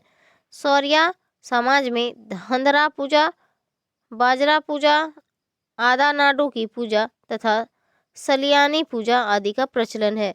कांडो गोसाई का पूजा प्रत्येक 6ठे वर्ष पर काड़ा की बलि देकर किया जाता है। सौरिया जनजाति के मृत्यु संस्कार में शव को दफनाने की प्रथा है। मृत शरीर का सिर उत्तर की ओर रखा जाता है। मृत व्यक्ति के समान कब्र के साथ में रखे जाते हैं। मांझी, सरदार और गांव के पुजारी की कब्र के ऊपर झोपड़ी बनाई जाती है। मृत्यु परहिया जनजाति झारखंड की अल्पसंख्यक आदिम जनजाति है। इसका संबंध प्रोटोस्टलाइट प्रजाति से है। इसकी भाषा परोइसा है। इसकी भाषा क्या है? परोइसा है। परहिया मुख्य रूप से राज्य के पलामू, गढ़वा, हजारीबाग, रांची और संथाल परगना क्षेत्रों में निवास करती है। पहले इसका निवास पहाड़ों पर हुआ करता था, किंतु अब ये मैदानी भागों में बांस और घास से अपनी झोपड़ियां बनाते हैं। परहिया लोगों का अपना कोई गोत्र नहीं होता है। इसके मध्य एकल परिवार की प्रथा पाई जाती है। क्या समाज प्रतिसत्तात्मक होता है। समाज में महिलाओं की स्थिति सम्मानजनक होती है। परिवार में माता और पिता अविवाहित बच्चे रहते हैं। विवाहित बच्चे अलग अपनी पत्नी के साथ रहते हैं। परहिया समाज में वधू मूल्य देने की प्रथा है। सिंदूरदान वर द्वारा किया जाता है। इनमें तलाक एवं विधवा विवाह की समाज की स्वीकृति प्राप्त है। लेभितरे और सरोरात जैसे विवाह के प्रकार इनके समाज में प्रचलित है। परहिया पहले जंगलों में रहते थे, किंतु वन नियमों के तहत इन्हें जंगलों से हटना पड़ा और अब ये भूमिहीन हो गए हैं। वर्तमान में ये मजदूरी कर अपना जीवन यापन करते हैं। इस जनजाति के प्रमुख देवताओं में सिंगबोंगा, परहिया देवी, गाहल, पृथ्वी, गोरैया, सोखा, चंडी आदि परहिया लोगों की जादू टोने में आस्था है। परहिया लोगों के मध्य पूर्वज पूजा का विशेष महत्व है, जिसे मुआ पूजा भी कहते हैं। बेगा इनका पुरोहित होता है। डिहवार थाना तथा देवी थाना इनके प्रमुख धार्मिक स्थल हैं। सरहुल, कर्मा, जितिया, सोहराय, फागु, रामनवमी, लंकारी आदि इसके प्रमुख पर्व त्योहार हैं। परहिया गांव के संचालन में खूट की विशेष भूमिका होती है। लगभग प्रत्येक गांव में उपस्थित इनकी जाति पंचायत को गांव के जाति गोठ कहा जाता है। परहिया समाज में मृत्यु संस्कार के तहत शवों को दफनाने का चलन है, किंतु हिंदू रीति रिवाजों से प्रभावित होने के कारण अब ये शवों को जलाते भी हैं। सबर जनजाति भी झारखंड की आदिम अल्पसंख्यक जनजाति है। इसका अस्तित्व का उल्लेख रामायण में मिलता है। ये स्वयं को पहाड़ी खड़िया कहते हैं। यह जनजाति मुख्य रूप से सिंहभूम जिला क्षेत्र में निवास करती है। इसके अतिरिक्त इनकी कुछ जनसंख्या हजारीबाग, धनबाद, पलामू, रांची, गिरिडीह तथा संथाल परगना क्षेत्रों में पाई जाती है।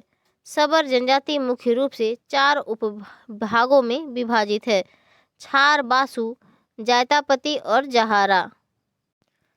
इस समाज में गोत्र व्यवस्था का प्रचलन नहीं है। इसके मध्य नातेदारी व्यवस्था हिंदुओं के समान है।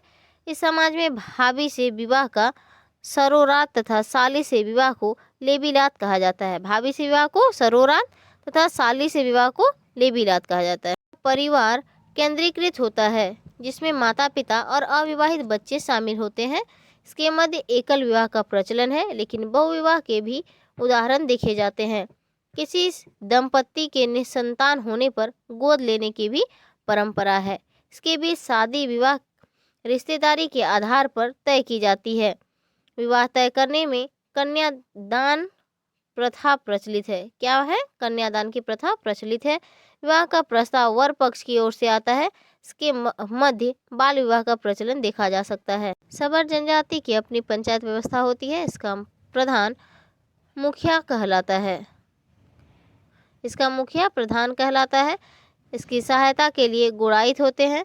सबरों के परंपरागत कानूनों का संरक्षण यह पंचायत होता है।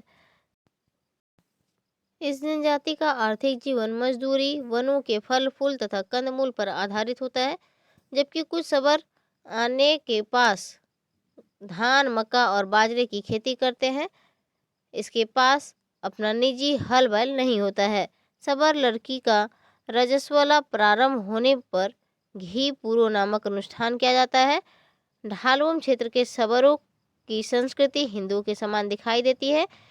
इनका पूजा पाठ ब्राह्मणों द्वारा संपन्न किया जाता है। सबर लोग काली तथा मनसा देवी की पूजा अर्चना करते हैं। सबर लोग विभिन्न पर्व त्योहारों तथा विवाह समारोहों के अवसर पर हड़िया का प्रयोग व्यापक रूप में किया जाता है। सबर जनजाति में मृत्यु संस्कार में शवों को दफनाने और जलाने दोनों की प्रथा होती है। दफनाते समय शव का सिर उत्तर की ओर, संक्रमित बीमारी से मृत्यु होने पर शव को जंगल में फेंक दिया जाता है। हम लोग पढ़ेंगे झारखंड के स्वतंत्रता सेनानी को। गढ़वा में नीलांबर पीतांबर, गांव मदगादी। रांची से शेख भिखारी, गांव खुदिया और मांझी ब्लॉक। साहिबगंज से सिद्धू कानू और चांद भैरव, गांव भोगनाडी। रांची ठाकुर विश्वनाथ सहदेव, गांव सतरंजी। रांची से वीर बुद्धू भगत, गांव सिलागाई। खूंटी से बिरसा मुंडा, गांव उलीहातू। खूंटी से गया मुंडा, गांव एटकेडी।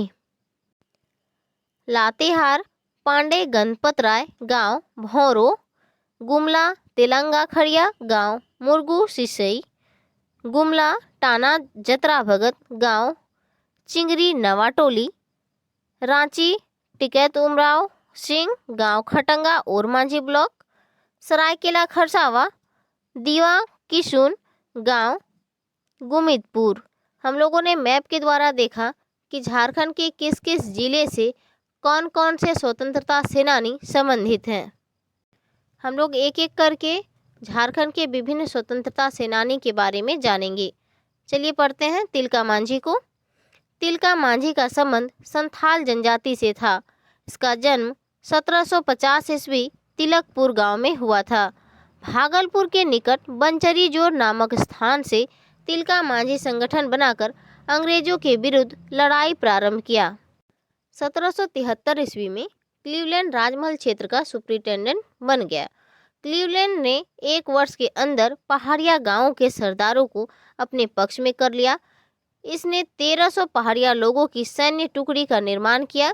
इन पहाड़िया सैनिकों को मासिक वेतन दिया जाता था। क्लीवलैंड ने एक साथ 6 अधिकारियों के नेतृत्व में तिलका के खिलाफ सेना भेजी। तिलका मांझी गुरिल्ला युद्ध में दक्ष थे। घने जंगलों में छिपकर तीर तथा गुलेल से हमला कर तिलका मांझी की सेना ने उन्हें मार भगाया।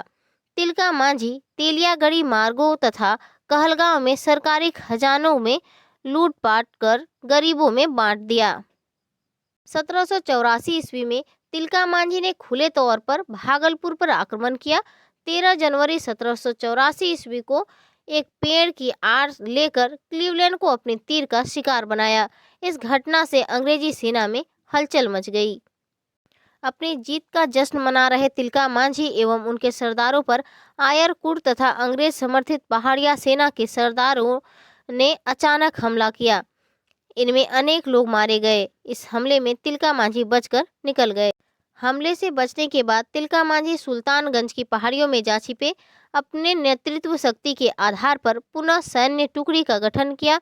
इन्होंने उस समय के गवर्नर जनरल वॉरेन हेस्टिंग्स के खिलाफ विद्रोह कर दिया। तिलका मांझी संसाधनों के अभाव में ज्यादा समय तक अंग्रेजों से लड़ नहीं सके। धोखे से इन्हें पकड़ लिया गया तथा भागलपुर लाकर इन्हें बरगद के पेड़ पर फांसी दे दी गई।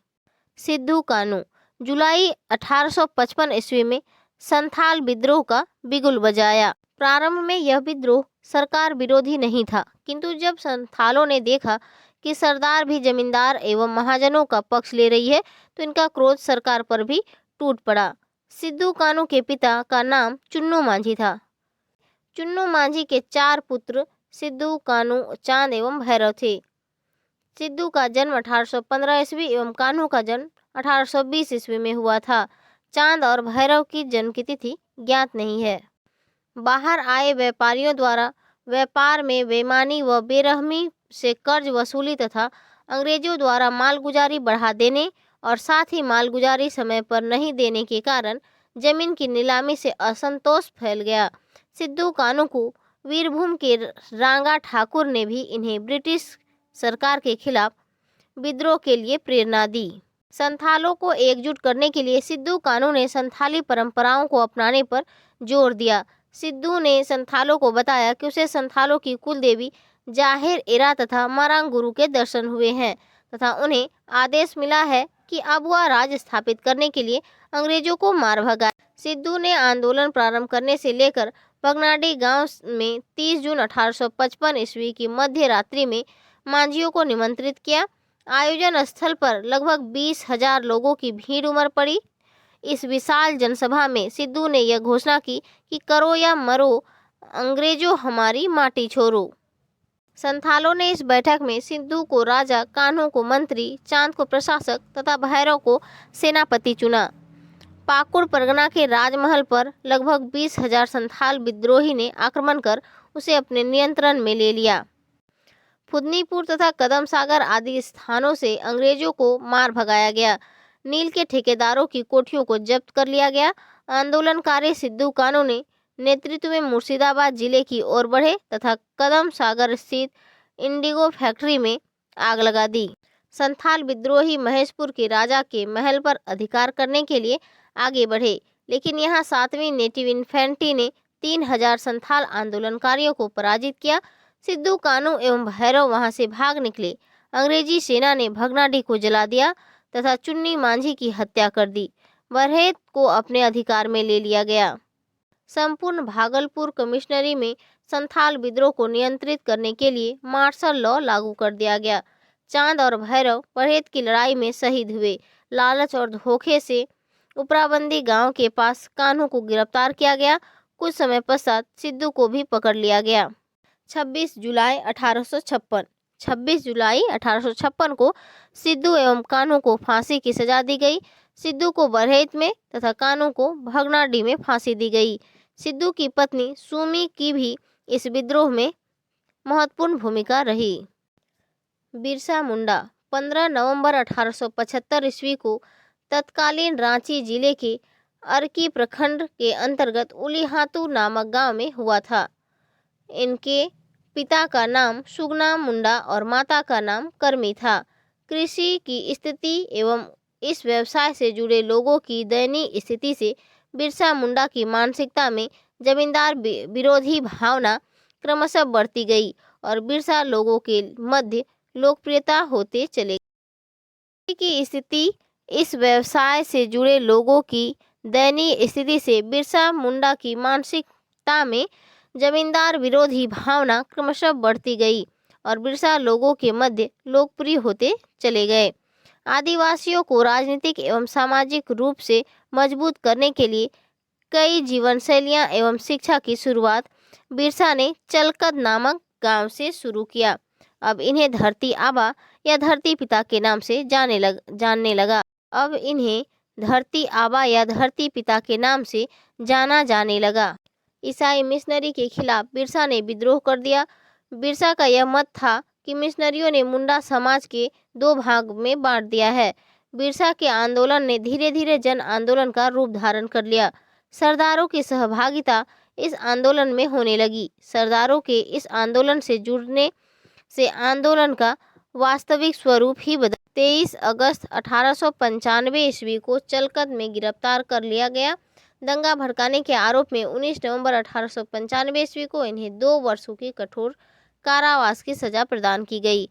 महारानी विक्टोरिया के हीरक जयंती समारोह के उपलक्ष्य में 30 नवंबर 1897 ईस्वी को बिरसा मुंडा को जेल से रिहा किया गया। जेल से रिहा होने के पश्चात बिरसा ने चलकद, बोराडीह और डोबारी आदि स्थानों में गुप्त बैठक कर सशस्त्र प्रहार की योजना बनाई और 24 दिसंबर 1899 ईस्वी लड़ाई की शुरुआत हुई। रांची, खूंटी, तमाड़ आदि स्थानों पर हिंसक झड़पें हुई। 9 जनवरी 1900 ईस्वी के दिन डोंबारी के निकट सैलरकब नामक स्थान पर हजारों आदिवासियों ने तीर धनुष व अन्य परंपरागत शस्त्रों से अंग्रेजों के खिलाफ लड़ाई की। 3 फरवरी 1900 ईस्वी के दिन बिरसा मुंडा को गिरफ्तार किया गया। इनको पकड़वाने में बंदगांव के जगमोहन सिंह के आदमी वीर सिंह महली का हाथ था। बिरसा के अनुयायियों को बिरसाइत कहा जाता है। अपने आंदोलन के प्रथम चरण में लोगों का इलाज एवं सेवा कार्य का असर यह था कि लोगों में उनके छूने मात्र से ही चंगा होने का विश्वास होने लगा। लोग बिरसा को भगवान कहने लगे। रांची केंद्रीय कारा में बंद बिरसा मुंडा की 9 जून 1900 ईस्वी को हैजा की बीमारी के कारण मृत्यु हो गई। बिरसा आंदोलन की समाप्ति के पश्चात बिरसा आंदोलन को गढ़ माने जाने वाले सभी क्षेत्रों में भूमि बंदोबस्ती का कार्य प्रारंभ हो गया। पहली बार काश्तकारी संशोधन एक्ट के तहत मुंडा खुटकट्टी व्यवस्था को मान्यता प्रदान की गई। भूमि अधिकार के रिकॉर्ड तैयार कर बंदोबस्ती कानूनी प्रक्रिया चलाने और भूस्वामित्व की व्यवस्था को कानूनी रूप प्रदान करने के लिए छोटा नागपुर काश्तकारी अधिनियम 1908 बनाया गया। बुद्धू भगत। कोल विद्रोह के नायक बुद्धू भगत का जन्म 17 फरवरी 1792 ईस्वी को रांची जिला के चानो प्रखंड के अंतर्गत सीलागाई ग्राम में हुआ था। अंग्रेजी शासन में मुंडा, मानकी, परहा, पट्टी तथा परंपरागत जनजाति व्यवस्था आदि नष्ट हो रहे थे। बुद्धू भगत क्षुब्ध होकर इनके विरुद्ध गांव-गांव में संगठन बनाने लगे। बुद्धू भगत का संगठन क्षेत्र सिल्ली, टिक्कू, चोरी, चोरैया, पिठोरिया, लोहरदगा, पलामू आदि क्षेत्रों तक था। इन क्षेत्रों में ये अंग्रेजों के लिए आतंक का पर्याय बन चुके थे। टिक्को की लड़ाई में बुद्धू भगत के 2 पुत्र हरघर एवं गिरधर शहीद हुए। अंग्रेजी सेना और विद्रोहियों के साथ 1 फरवरी को पिठोरिया, 2 फरवरी और 10 फरवरी को टिक्को, बुंडू, तमाड़ और अर्की घाट में मुठभेड़ हुई। टिक्को में नरसंहार तथा आगजनी के बीच हजारों ग्रामीणों को बंदी बनाया गया। बुद्धू भगत झारखंड के प्रथम क्रांतिकारी थे, जिन्हें जिंदा या मुर्दा पकड़वाने हेतु ब्रिटिश सरकार ने 1000 रुपये का इनाम की घोषणा की थी, किंतु पुरस्कार का ग्रामीणों पर कोई प्रभाव नहीं पड़ा। इसी समय उत्तर एवं मध्य छोटा नागपुर परगनाओं में सैन्य प्रभार कैप्टन इम्फे को सौंपा गया। बनारस की सेना बुलाई गई। घुड़सवारों की संख्या में वृद्धि की गई। कैप्टन इम्फे के नेतृत्व में 13 फरवरी 1832 ईस्वी को 5 कंपनी घुड़सवारों की फौज ने सीलागाई गांव को चारों ओर से घेर लिया। गांव वाले ने मानव प्राचीर का निर्माण कर बुद्धू भगत को बचाने की कोशिश की। अंग्रेजी सेना ने 14 फरवरी 1832 ईस्वी के दिन बुद्धू भगत सहित लगभग 300 ग्रामीणों को गोलियों से छलनी कर दिया। लोगों के मध्य भय पैदा करने के उद्देश्य से बुद्धू भगत के कटे हुए सिर को लोगों के मध्य कैप्टन इम्फे के आदेश से घुमाया गया। झारखंड निर्माण के पश्चात बुद्धू भगत को सम्मान देने के लिए उसकी कर्मभूमि लोहरदगा जिला स्थित कुंडू प्रखंड के टिक्को गांव में शहीद स्मारक का निर्माण किया गया है। वीर तेलंगा खड़िया। तेलंगा खड़िया ने अपने समाज तथा क्षेत्र के लोगों के साथ हो रहे अत्याचार और शोषण के विरुद्ध आवाज उठाई थी। इन्होंने स्थान स्थान पर जूरी पंचायत की स्थापना की और इसके माध्यम से आम लोगों को युद्ध कला में पारंगत बनाया। तेलंगा खड़िया का जन्म गुमला जिले के सिसई थाना अंतर्गत मुरगू गांव में पाहन परिवार में 1806 ईस्वी में हुआ था। इसके पिता का नाम डुरैया खड़िया था। ये छोटा नागपुर के नागवंशी शासक में भंडारी थे। सरना धर्म के प्रति इनकी आस्था अटूट थी। इसका विवाह रत्नी खड़िया से 1846 ईस्वी में हुआ था। इन्होंने 1831 से 32 ईस्वी में कोल विद्रोह को अपनी आंखों से देखा था। गुमला जिला के आसपास के गांव में तेलंगा खड़िया ने अपना संगठन बनाया।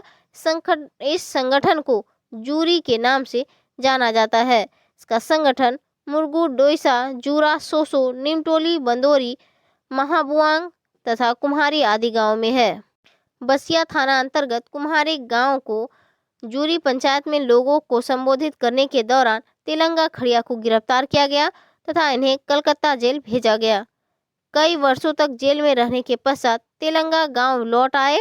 1859 ईस्वी में छोटा Nagpur land Lord and tenancy procedure act लागू कर रैयतों को अपनी भूमि पर स्थायी अधिकार दिलाने या भूकर लगाना तेलंगा को रास नहीं आया, क्योंकि जनजातियों की भूमि समस्या इससे और अधिक बढ़ गई।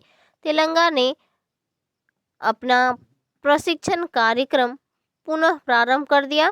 जब तेलंगा सिसई स्थित अखाड़े में अनुयायियों को प्रशिक्षण दे रहे थे तो पास की झाड़ियों में छिपकर बैठे बोधन सिंह ने इस पर गोली चला दी। इसी स्थान पर तेलंगा खड़िया की मौत हो गई। अनुयायियों के इनके शव को कोयल नदी पार कर गुमला के सोसो नवाटोली के टांड में दफनाया गया। वर्तमान में भी यह टांड तेलंगा तोपा टांड के नाम से जाना जाता है। ठाकुर विश्वनाथ सहदेव। 12 अगस्त 1817 ईस्वी को बड़कागढ़ की राजधानी सतरंजी में ठाकुर विश्वनाथ सहदेव का जन्म हुआ था। इसके पिता का नाम रघुनाथ सहदेव एवं माता का नाम वानेश्वरी कुंवर था। 1840 ईस्वी में अपने पिता की मृत्यु के पश्चात ठाकुर विश्वनाथ शासक बने। इनका विवाह उड़ीसा के रजागांगपुर के महाराजा की बहन से हुआ था। इसकी पत्नी का नाम वानेश्वरी कुंवर था। शासक बनने के पश्चात इन्होंने अपनी राजधानी सतरंजी से हटाकर हटिया बनाई थी। बड़कागढ़ का शासक बनते ही इसके मन में अंग्रेजों के प्रति नफरत का भाव उभरने लगा। इनका परिणाम यह हुआ कि इन्होंने अंदर ही अंदर ब्रिटिश शासन के विरुद्ध सैन्य शक्ति का संगठन करना प्रारंभ कर दिया। इन्होंने 1855 ईस्वी में अंग्रेजों के खिलाफ खुला विद्रोह प्रारंभ कर दिया और ब्रिटिश सरकार के आदेशों को मानने से इनकार कर स्वयं को राजा घोषित कर दिया। अंग्रेजों ने रामगढ़ बटालियन के मुख्यालय डोरंडा से सैनिक भेजकर इनके हटिया स्थित गढ़ पर हमला करवा दिया। इस युद्ध में काफी सैनिक मारे गए तथा अंग्रेजों को हार का सामना करना पड़ा। इस प्रकार अंग्रेजों के विरुद्ध ठाकुर विश्वनाथ की यह प्रथम विजय थी। 1857 ईस्वी के सिपाही विद्रोह का प्रभाव हजारीबाग में पड़ा एवं यहाँ स्थित सैन्य छावनी में 30 जुलाई 1857 ईस्वी में विद्रोह प्रारंभ हुआ। यह सूचना मिलते ही ग्राहम के नेतृत्व में रामगढ़ बटालियन का 2 दस्ता बंदूकधारी और 30 घुड़सवारी सेना विद्रोहियों से हथियार रखवाने के लिए भेजा गया, किंतु सैनिक वहां विद्रोह करने के बाद अनेक सरकारी अधिकारियों को कुचलते, कार्यालयों को तोड़ते, आग लगाते रांची की ओर चल चुके थे। रामगढ़ बटालियन के 600 विद्रोहियों का दल रांची में था। पांडे गणपत राय के माध्यम से सैनिकों ने ठाकुर विश्वनाथ सहदेव से विद्रोह का नेतृत्व करने के लिए कहा एवं उन्होंने नेतृत्व ग्रहण किया। ठाकुर विश्वनाथ सहदेव एवं उनके सहयोगी रांची का विद्रोह सफल बना चतरा पहुंचे। यहाँ मेजर इंग्लिश ने विद्रोहियों पर हमला कर दिया। स्थानीय लोगों के विश्वासघात के कारण विद्रोहियों की हार हुई। विद्रोही जंगल की ओर भाग खड़े हुए। सूबेदार जयमंडल सिंह और नादिर अली पकड़ लिए गए। 4 अक्टूबर 1857 ईस्वी को इन दोनों को फांसी दे दी गई। ठाकुर विश्वनाथ सहदेव और पांडे गणपत राय चतरा से लोहरदगा चले आए और यहाँ इन लोगों ने विद्रोह प्रारंभ किया। विश्वनाथ दुबे और महेश नारायण शाही नामक विश्वासघातियों ने ठाकुर विश्वनाथ सहदेव और पांडे गणपत राय का पता अंग्रेजों को दे दिया। कैप्टन नेल्सन ने के नेतृत्व में ठाकुर विश्वनाथ सहदेव और पांडे गणपत राय को गिरफ्तार कर रांची लाया गया तथा यहाँ जिला स्कूल के मुख्य द्वार के पास कदम के वृक्ष पर लटकाकर 16 अप्रैल 1858 ईस्वी के दिन ठाकुर विश्वनाथ सहदेव को तथा 21 अप्रैल 1858 के दिन पांडे गणपत राय को फांसी दे दी गई। फांसी के पश्चात 30 जुलाई 1857 ईस्वी को जब हजारीबाग में 8वीं पैदल सेना और एक दिन बाद डोरंडा छावनी सेना ने विद्रोह कर दिया, उस समय विद्रोही सैनिकों का स्वागत पांडे गणपत राय ने अपने नेता ठाकुर विश्वनाथ सहदेव के साथ किया। विद्रोही सैनिकों ने ठाकुर विश्वनाथ सहदेव को अपना नेता तथा पांडे गणपत राय को अपना सेनापति चुना। रांची के पश्चात चतरा में इन लोगों ने विद्रोही सैनिकों का नेतृत्व किया। चतरा के युद्ध में 40 अंग्रेज और 10 सिख सैनिक मारे गए। इस युद्ध में विद्रोहियों की हार का सामना करना पड़ा। पांडे गणपत राय और ठाकुर विश्वनाथ सहदेव भागकर लोहरदगा चले आए। यहाँ इन दोनों नेताओं ने अंग्रेजों को काफी परेशान किया। बरवे थाना को लूट लिया गया। लोहरदगा के सरकारी खजाने को लूटने का प्रयास किया गया। मेजर नेल्सन को पांडे गणपत राय के भौरों गांव लौट आने की खबर मिली। इन्हें चारों ओर से घेर लिया गया, लेकिन पांडे गणपत राय चरवाहे का वेश धारण कर वहां से निकलने में सफल हो गए। पांडे गणपत राय अपने पुरोहित के साथ लोहरदगा की ओर बढ़े। वहां रात व्यतीत करने के लिए कैमो गांव जाना चाहते थे, किंतु रास्ता भटककर परहे पाट गांव चले गए। परहे पाट का जमींदार महेश शाही अंग्रेजों का समर्थक था। इसने अंग्रेजों को इनके यहाँ होने की सूचना दी। कैप्टन नेल्सन ने महेश शाही के घर को घेर लिया। पांडे गणपत राय को गिरफ्तार कर रांची ले गया और 21 अप्रैल 1858 ईस्वी को कमिश्नर डाल्टन ने फांसी की सजा सुनाई। इसी दिन रांची जिला स्कूल के प्रवेश द्वार के समीप स्थित कदम वृक्ष से लटकाकर इन्हें फांसी दे दी गई। शेख भिखारी, इनका जन्म रांची जिला के ओरमांझी प्रखंड के खुदिया गांव में 1819 ईस्वी में हुआ था। शेख भिखारी के पिता का नाम शेख पहलवान था।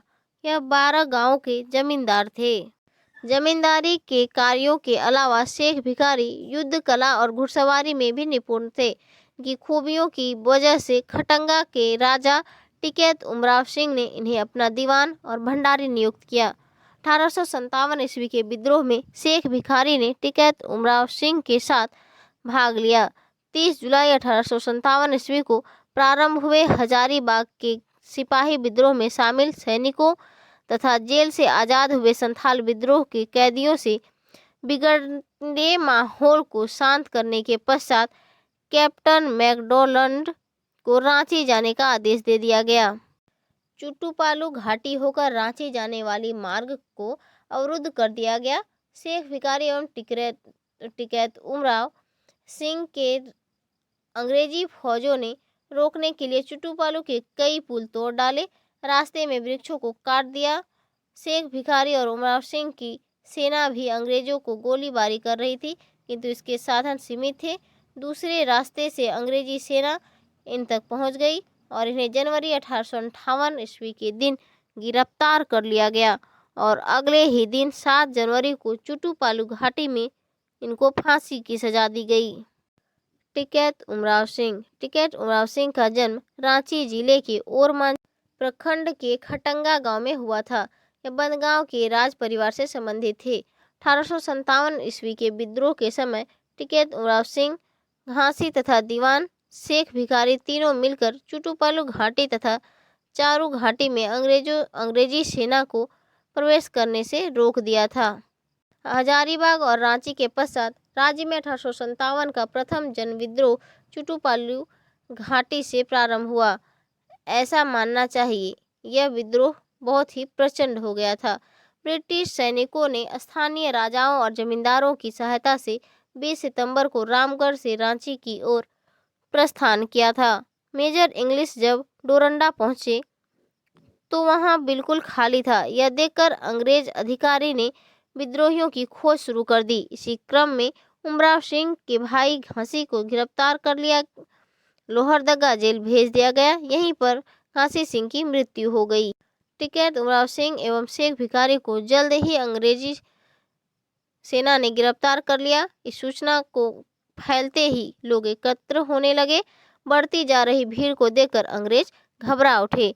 8 जनवरी 1858 के दिन विलियम ऑक्स के मौखिक आदेश से टिकैत उमराव सिंह एवं शेख भिखारी को चुटुपालू घाटी के बरगद वृक्ष पर फांसी दे दी गई। इन दोनों को दी गई फांसी अंग्रेजों की बर्बरता और अन्याय की मिसाल है, क्योंकि यह फांसी बगैर मुकदमा चलाए सिर्फ विलियम ऑक्स के मौखिक आदेश पर दी गई थी एवं शवों को वृक्षों पर ही लटके रहने दिया गया था। साथ ही चुटुपालू घाटी को अवरुद्ध करने के आरोप में चामा सिंह, बृजभूषण सिंह, राज सिंह और विजय सिंह को भी फांसी दे दी गई थी। फूलो तथा झानो संथाल विद्रोह में महत्वपूर्ण भूमिका निभाई थी। संथाल परगना के भगनाडी गांव में इन दोनों का जन्म हुआ था।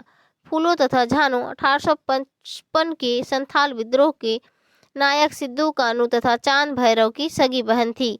भोगनाडी की सभा में सिद्धू को राजा, चांद को प्रशासक तथा भैरव को सेनापति तथा फूलो झानो को प्रमुख सहयोगी के तौर पर चुना गया था। फूलो झानो को सिद्धू ने अपने देवी शक्ति का हवाला देते हुए साल वृक्ष की टहनी गांव-गांव घुमाने और ग्रामीणों को संथाल हूल के लिए तैयार करने को कहा था। जंगीपुरा के महेश लाल तथा दरोगा महेश लाल दत्त की हत्या में फूलो और झानो का बड़ा योगदान था। साल वृक्ष का पत्ता लेकर गांव-गांव जाकर फूलो तथा झानो हूल निमंत्रण देती थी और मौका पाते ही अंग्रेज सिपाहियों को उठा कर ले जाती और उनकी हत्या कर देती थी। सिद्धू कानू के महेशपुर मुठभेड़ में घायल होने के पश्चात संथाल हूल की कमान फूलो झानो ने संभाली थी। नीलांबर पीताम्बर चेरो और खेरवाड़ जनजाति की पलामू में प्रधानता है। खेरवाड़ जनजाति कई भागों में विभाजित है। इसमें भोक्ता प्रधान है। इसका अंतिम प्रधान जाति बहिष्कृत होकर मरा। इसकी मौत के बाद इसके 2 पुत्र नीलांबर और पीताम्बर को पलामू के पहाड़ी क्षेत्र में परकोटे के जागीर प्रदान की गई। रांची सैनिक विद्रोह के पश्चात नीलांबर और पीताम्बर 2 भाइयों के नेतृत्व में भोक्ता और समस्त खेरवाड़ समुदाय को मिलाकर एक संगठन बनाया गया। नीलांबर और पीताम्बर गुरिल्ला युद्ध में निपुण थे। 21 अक्टूबर 1857 ईस्वी को नीलांबर और पीताम्बर के नेतृत्व में खेरवाड़ चेरो की एक टुकड़ी तथा लगभग 500 भोक्ताओं ने चैनपुर, शाहपुर तथा लेस्लीगंज पर आक्रमण किया। चैनपुर की लड़ाई में रघुबर दयाल सिंह ने पराजित हुए, किंतु लेस्लीगंज की लड़ाई में इन्होंने जीत हासिल की। कोयल नदी के तट पर स्थित डाल्टनगंज ने पश्चिमी किनारे के गांव शाहपुर पर हमला किया। यहां विद्रोही सफल हुए। जब नीलांबर पीताम्बर के नेतृत्व में लगभग 500 विद्रोही लेस्लीगंज की ओर बढ़े तो पुलिस और आर्टिलरी ने भागकर नवागढ़ में के शिवचरण राय ने के यहाँ शरण ली।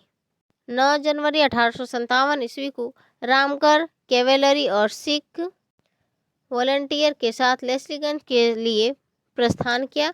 वहीं कैप्टन नेल्सन के नेतृत्व में सेना 20 नवंबर 1857 ईस्वी को छिछारी के लिए रवाना हुआ तथा विद्रोही सेना का सहयोग करने के आरोप में भुइयां कुंवर साहब की संपत्ति जब्त कर ली गई। नवंबर के अंत तक संपूर्ण भूभाग क्षेत्र में यह विद्रोह फैल गया। डाल्टन तथा उसकी सेना 23 फरवरी 1858 ईस्वी तक नीलांबर पीताम्बर को गिरफ्तार करने में सफल रही। नीलांबर पीताम्बर को पकड़ने के लिए जंगलों में चारों ओर सेना भेज दी गई। डाल्टन ने इन दोनों को पकड़वाने वाले को जागीर एवं अन्य प्रलोभन देने की घोषणा की थी। अंततः जब ये दोनों भाई अपने परिवार वालों के साथ किसी गुप्त स्थान जब भोजन कर रहे थे तो खुफिया सूचना पर डाल्टन ने इन्हें घेर लिया। दोनों भाई तलवार लेकर सेना से भिड़ गए, किंतु अंततः ये दोनों भाई पकड़ लिए गए। नीलांबर पीताम्बर दोनों भाइयों पर संक्षिप्त मुकदमा चलाकर आम के वृक्ष से लटकाकर लेस्लीगंज में अप्रैल 1859 ईस्वी को फांसी दे दी गई। साथ ही शिवचरण मांझी, रुद्र मांझी तथा भानु प्रताप सिंह आदि 150 अन्य देशभक्तों को भी मौत की सजा दी गई। जतरा भगत का जन्म एक गरीब उरांव परिवार में गुमला जिले के विशुनपुर प्रखंड के चिंगरी नवाटोली में सितंबर 1888 ईस्वी में हुआ था। इसके पिता का नाम कोडक उरांव तथा माता का नाम लिबरी था। जतरा भगत का बाल्यकाल अपने साथियों से कुछ अलग था। जतरा अपने पड़ोसी गांव हेसराग में भंगा भगत के यहाँ झाड़ फूक तथा ओझामती सीखा करते थे। जतरा भगत जब एक दिन जुर्दा कोना तालाब में स्नान कर रहे थे तो उसी समय उसे एक अद्भुत दृश्य दिखाई दिया। पानी से बाहर निकलते ही वह आवाज लगाने लगे, टाना बाबा टाना भूतनी के टाना, कोना कुची भूतनी के टाना। टाना बाबा टान टून टाना, कासा पितर माना, ढकनी में खाना, मांस मदिरा माना, दोनों पतरी खाना। टाना बाबा जतरा भगत की यही मूल मंत्र है। जतरा के लोगों को बताया कि स्नान करते समय उसे धर्मेश का साक्षात दर्शन हुआ है। अप्रैल 1914 ईस्वी में जतरा भगत ने आंदोलन प्रारंभ किया। इन्होंने उरांव लोगों के बीच मदिरा पान करना, यज्ञोपवीत धारण करने, मांस न खाने, भूत प्रेत का अस्तित्व न मानने, गौ सेवा करने, खेतों में गुरुवार को हल नहीं चलाने, बेगारी समाप्त करने तथा अंग्रेजों के आदेशों को न मानने का उपदेश देना प्रारंभ किया। धीरे धीरे जतरा भगत के अनुयायियों की संख्या बढ़ने लगी। इसके प्रवचन को सुनने के लिए बड़ी संख्या में लोग जुटने लगे। विशेष पर गुरुवार के दिन सामूहिक प्रार्थना के दिन लोगों का जुड़ाव होता था। अंग्रेज सरकार ने जतरा भगत को उत्तेजना पूर्व विचारों तथा उरांव जनजाति को भड़काने के आरोप में 7 अनुयायियों के साथ गिरफ्तार कर 1916 ईस्वी में 18 महीने के लिए जेल भेज दिया। रांची में 1918 ईस्वी में जब महात्मा गांधी का आगमन हुआ तब टाना भक्तों ने महात्मा गांधी से मुलाकात की। टाना भगत गांधी जी से तथा गांधी जी टाना भक्तों के अहिंसक आंदोलन से प्रभावित हुए। कुरू के टीकाटाड़ में दिसंबर 1919 ईस्वी में टाना भक्तों की बैठक हुई। इसमें अंग्रेजों के विरुद्ध आंदोलन करने की बैठक हुई, जिसमें अंग्रेजों के विरुद्ध आंदोलन करने का निर्णय लिया गया। 1918 ईस्वी में जतरा भगत जेल से रिहा हुए। इन्हें जेल से इस शर्त पर छोड़ा गया कि वह अपने सिद्धांतों का प्रचार नहीं करेंगे। जेल से रिहा होने के पश्चात इसकी मृत्यु हो गई। जयपाल सिंह, इनका जन्म खूंटी जिला के टकरा गांव में 3 जनवरी 1909 ईस्वी को हुआ था। इन्हें मरण गोमके के नाम से जाना जाता है।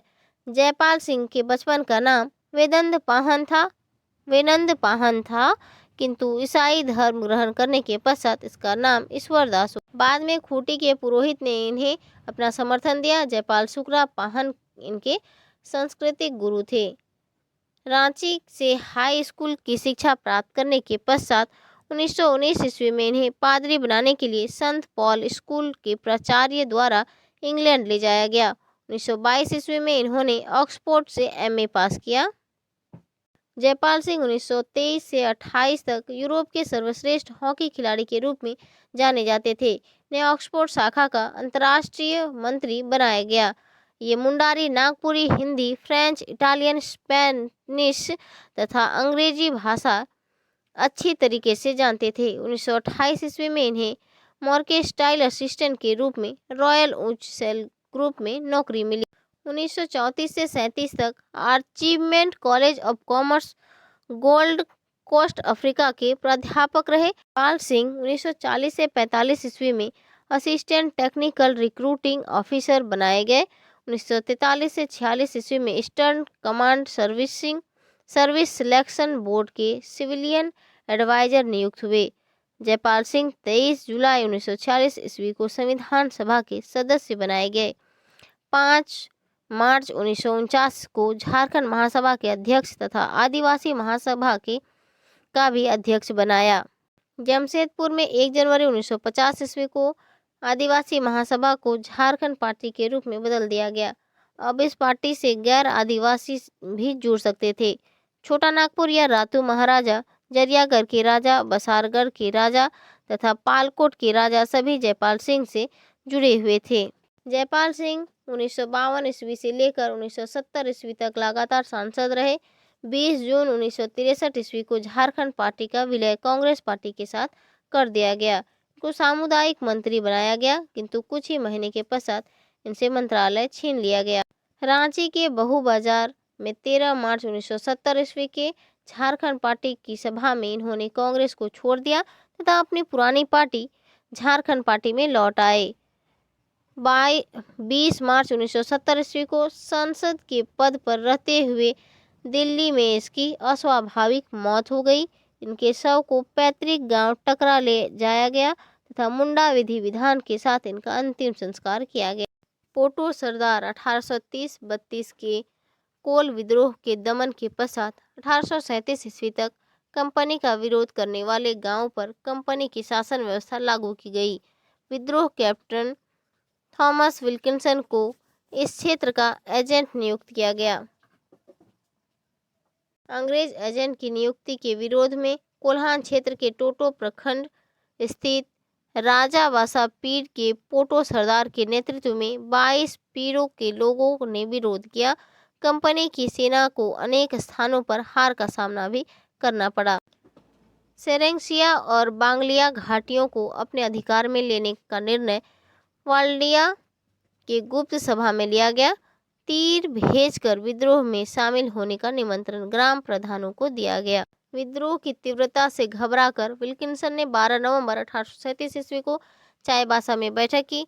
17 नवंबर 1837 ईस्वी को विरोध का दमन करने के लिए कैप्टन आर्मस्ट्रॉन्ग के नेतृत्व में 400 सैनिक, 60 घुड़सवार सिपाहियों और 2 तोपों के साथ बारपीर रवाना हुए। पोटो सरदार के विद्रोही सेना ने 19 नवंबर 1837 ईस्वी को आर्मस्ट्रॉन्ग की टुकड़ी पर हमला किया। इस हमले में कंपनी की सेना पराजित हुई। हारने के बाद अंग्रेजी सेना ने पोटो सरदार के गांव एवं आसपास के गांवों पर आक्रमण कर दिया। पोटो सरदार के पिता को गिरफ्तार कर लिया गया। अंग्रेजी सेना ने बर्बरता के साथ विद्रोह का दमन किया। पोटो सरदार को 8 दिसंबर 1933 ईस्वी को गिरफ्तार किया गया तथा 1 जनवरी 1838 ईस्वी को जगन्नाथपुर में 1000 लोगों के बीच पोटो सरदार, नारोहो और बड़ाहो को फांसी की सजा दे दी गई तथा इसके अगले दिन 2 जनवरी को बोडो हो तथा पंडुआ हो को फांसी दी गई।